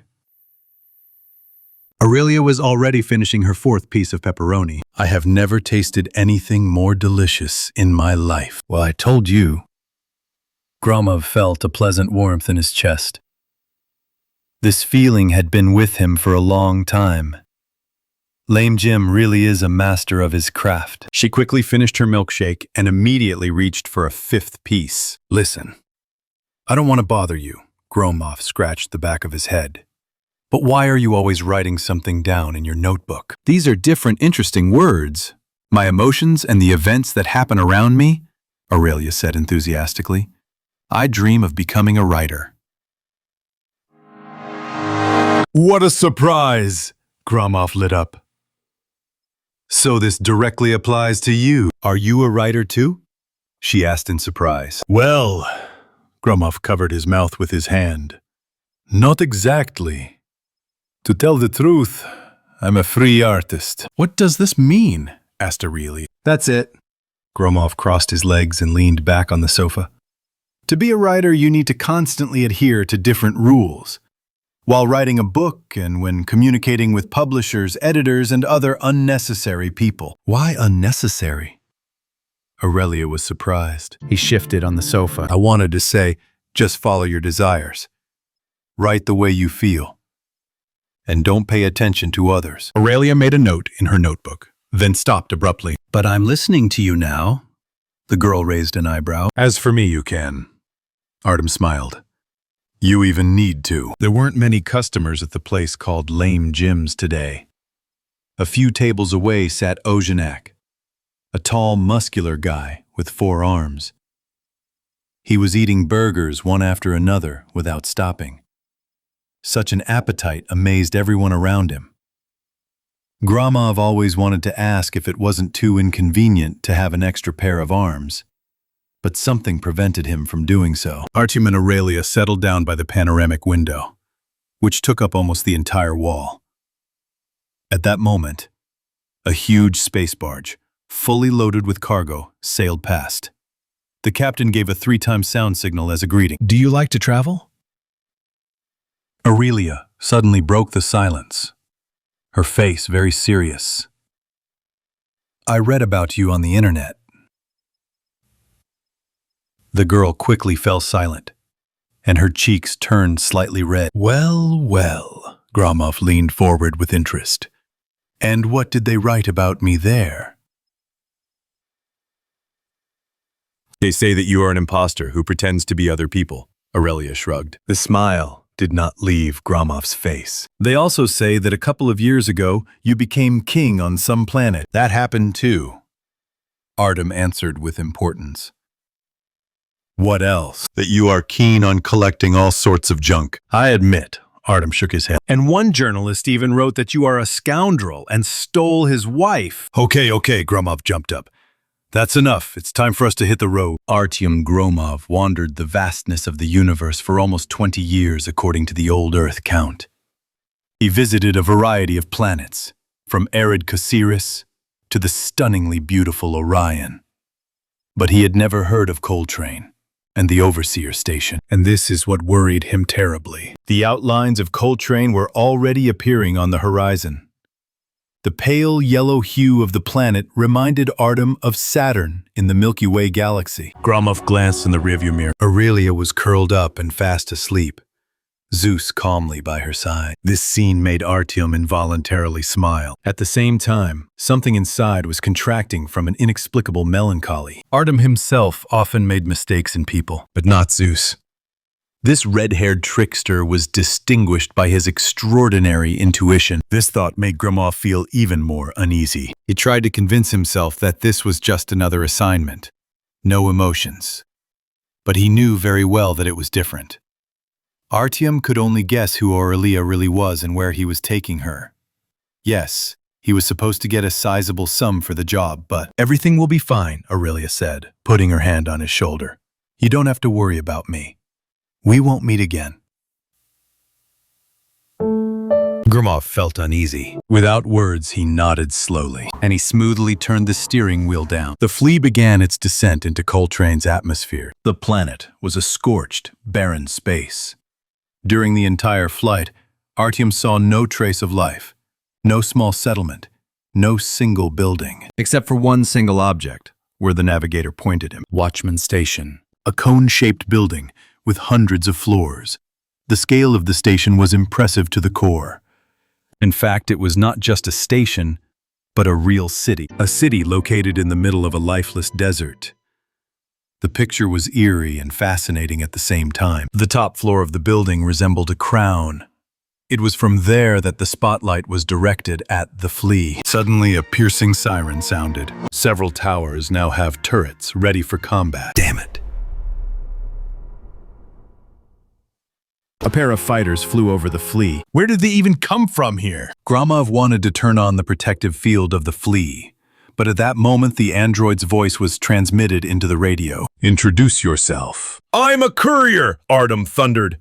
I flew out of Gradesville City, Jackson Avenue. House. You don't have to continue. Your sum of 50,000 gold is already ready. The siren suddenly went silent. The turrets went silent. Our fighters are escorting you. The massive iron doors opened with difficulty. Gromov was blinded by the bright sunlight. They found themselves in the spacious hall of the overseer station. The interior was decorated in light, white tones. Android technicians carefully polished the marble floor until it was mirror-like. In the center stood a capsule-shaped elevator going up hundreds of floors. From the decreasing numbers on the display, one could tell that someone was already going down. A variety of plants were planted around. Dozens of types of flowers, orderly rows of thuyas and cypresses. Why don't you do some greenery outside, too? Aurelia approached Gromov. Here we are, she said with a sad smile and extended her hand to Artyom. Thank you for the pizza. Gromov almost burst into tears. This hasn't happened to him for a long time. Instead of the usual handshake, Artyom hugged Aurelia tightly and did not let go for about a minute. You know, Zeus really liked you, Gromov smiled stupidly. And very few can boast of that. Aurelia blushed. Gromov handed the girl a notebook. It may look a little old-fashioned. No! Aurelia clutched the notebook to her chest.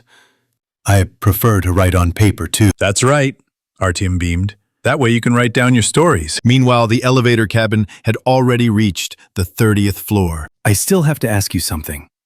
Why are you I know, Aurelia smiled. You want to know how my eyes affect others? Gromov hesitated a little. He didn't want to offend her, but his curiosity was too great. The elevator stopped on the first floor. The doors opened wide. The same android with whom they had spoken just a few minutes ago approached Gromov and Aurelia. Thank you. You have completed the order. Gromov heard a notification on his tablet. Account refill by 50,000 gold. Now, the android said to Aurelia, it's time for us to go.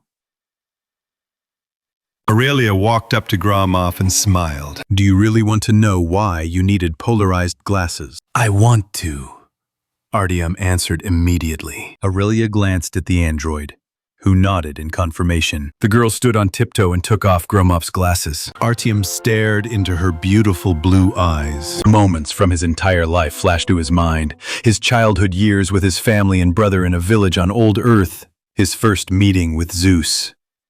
Then he found himself at the graves of his parents.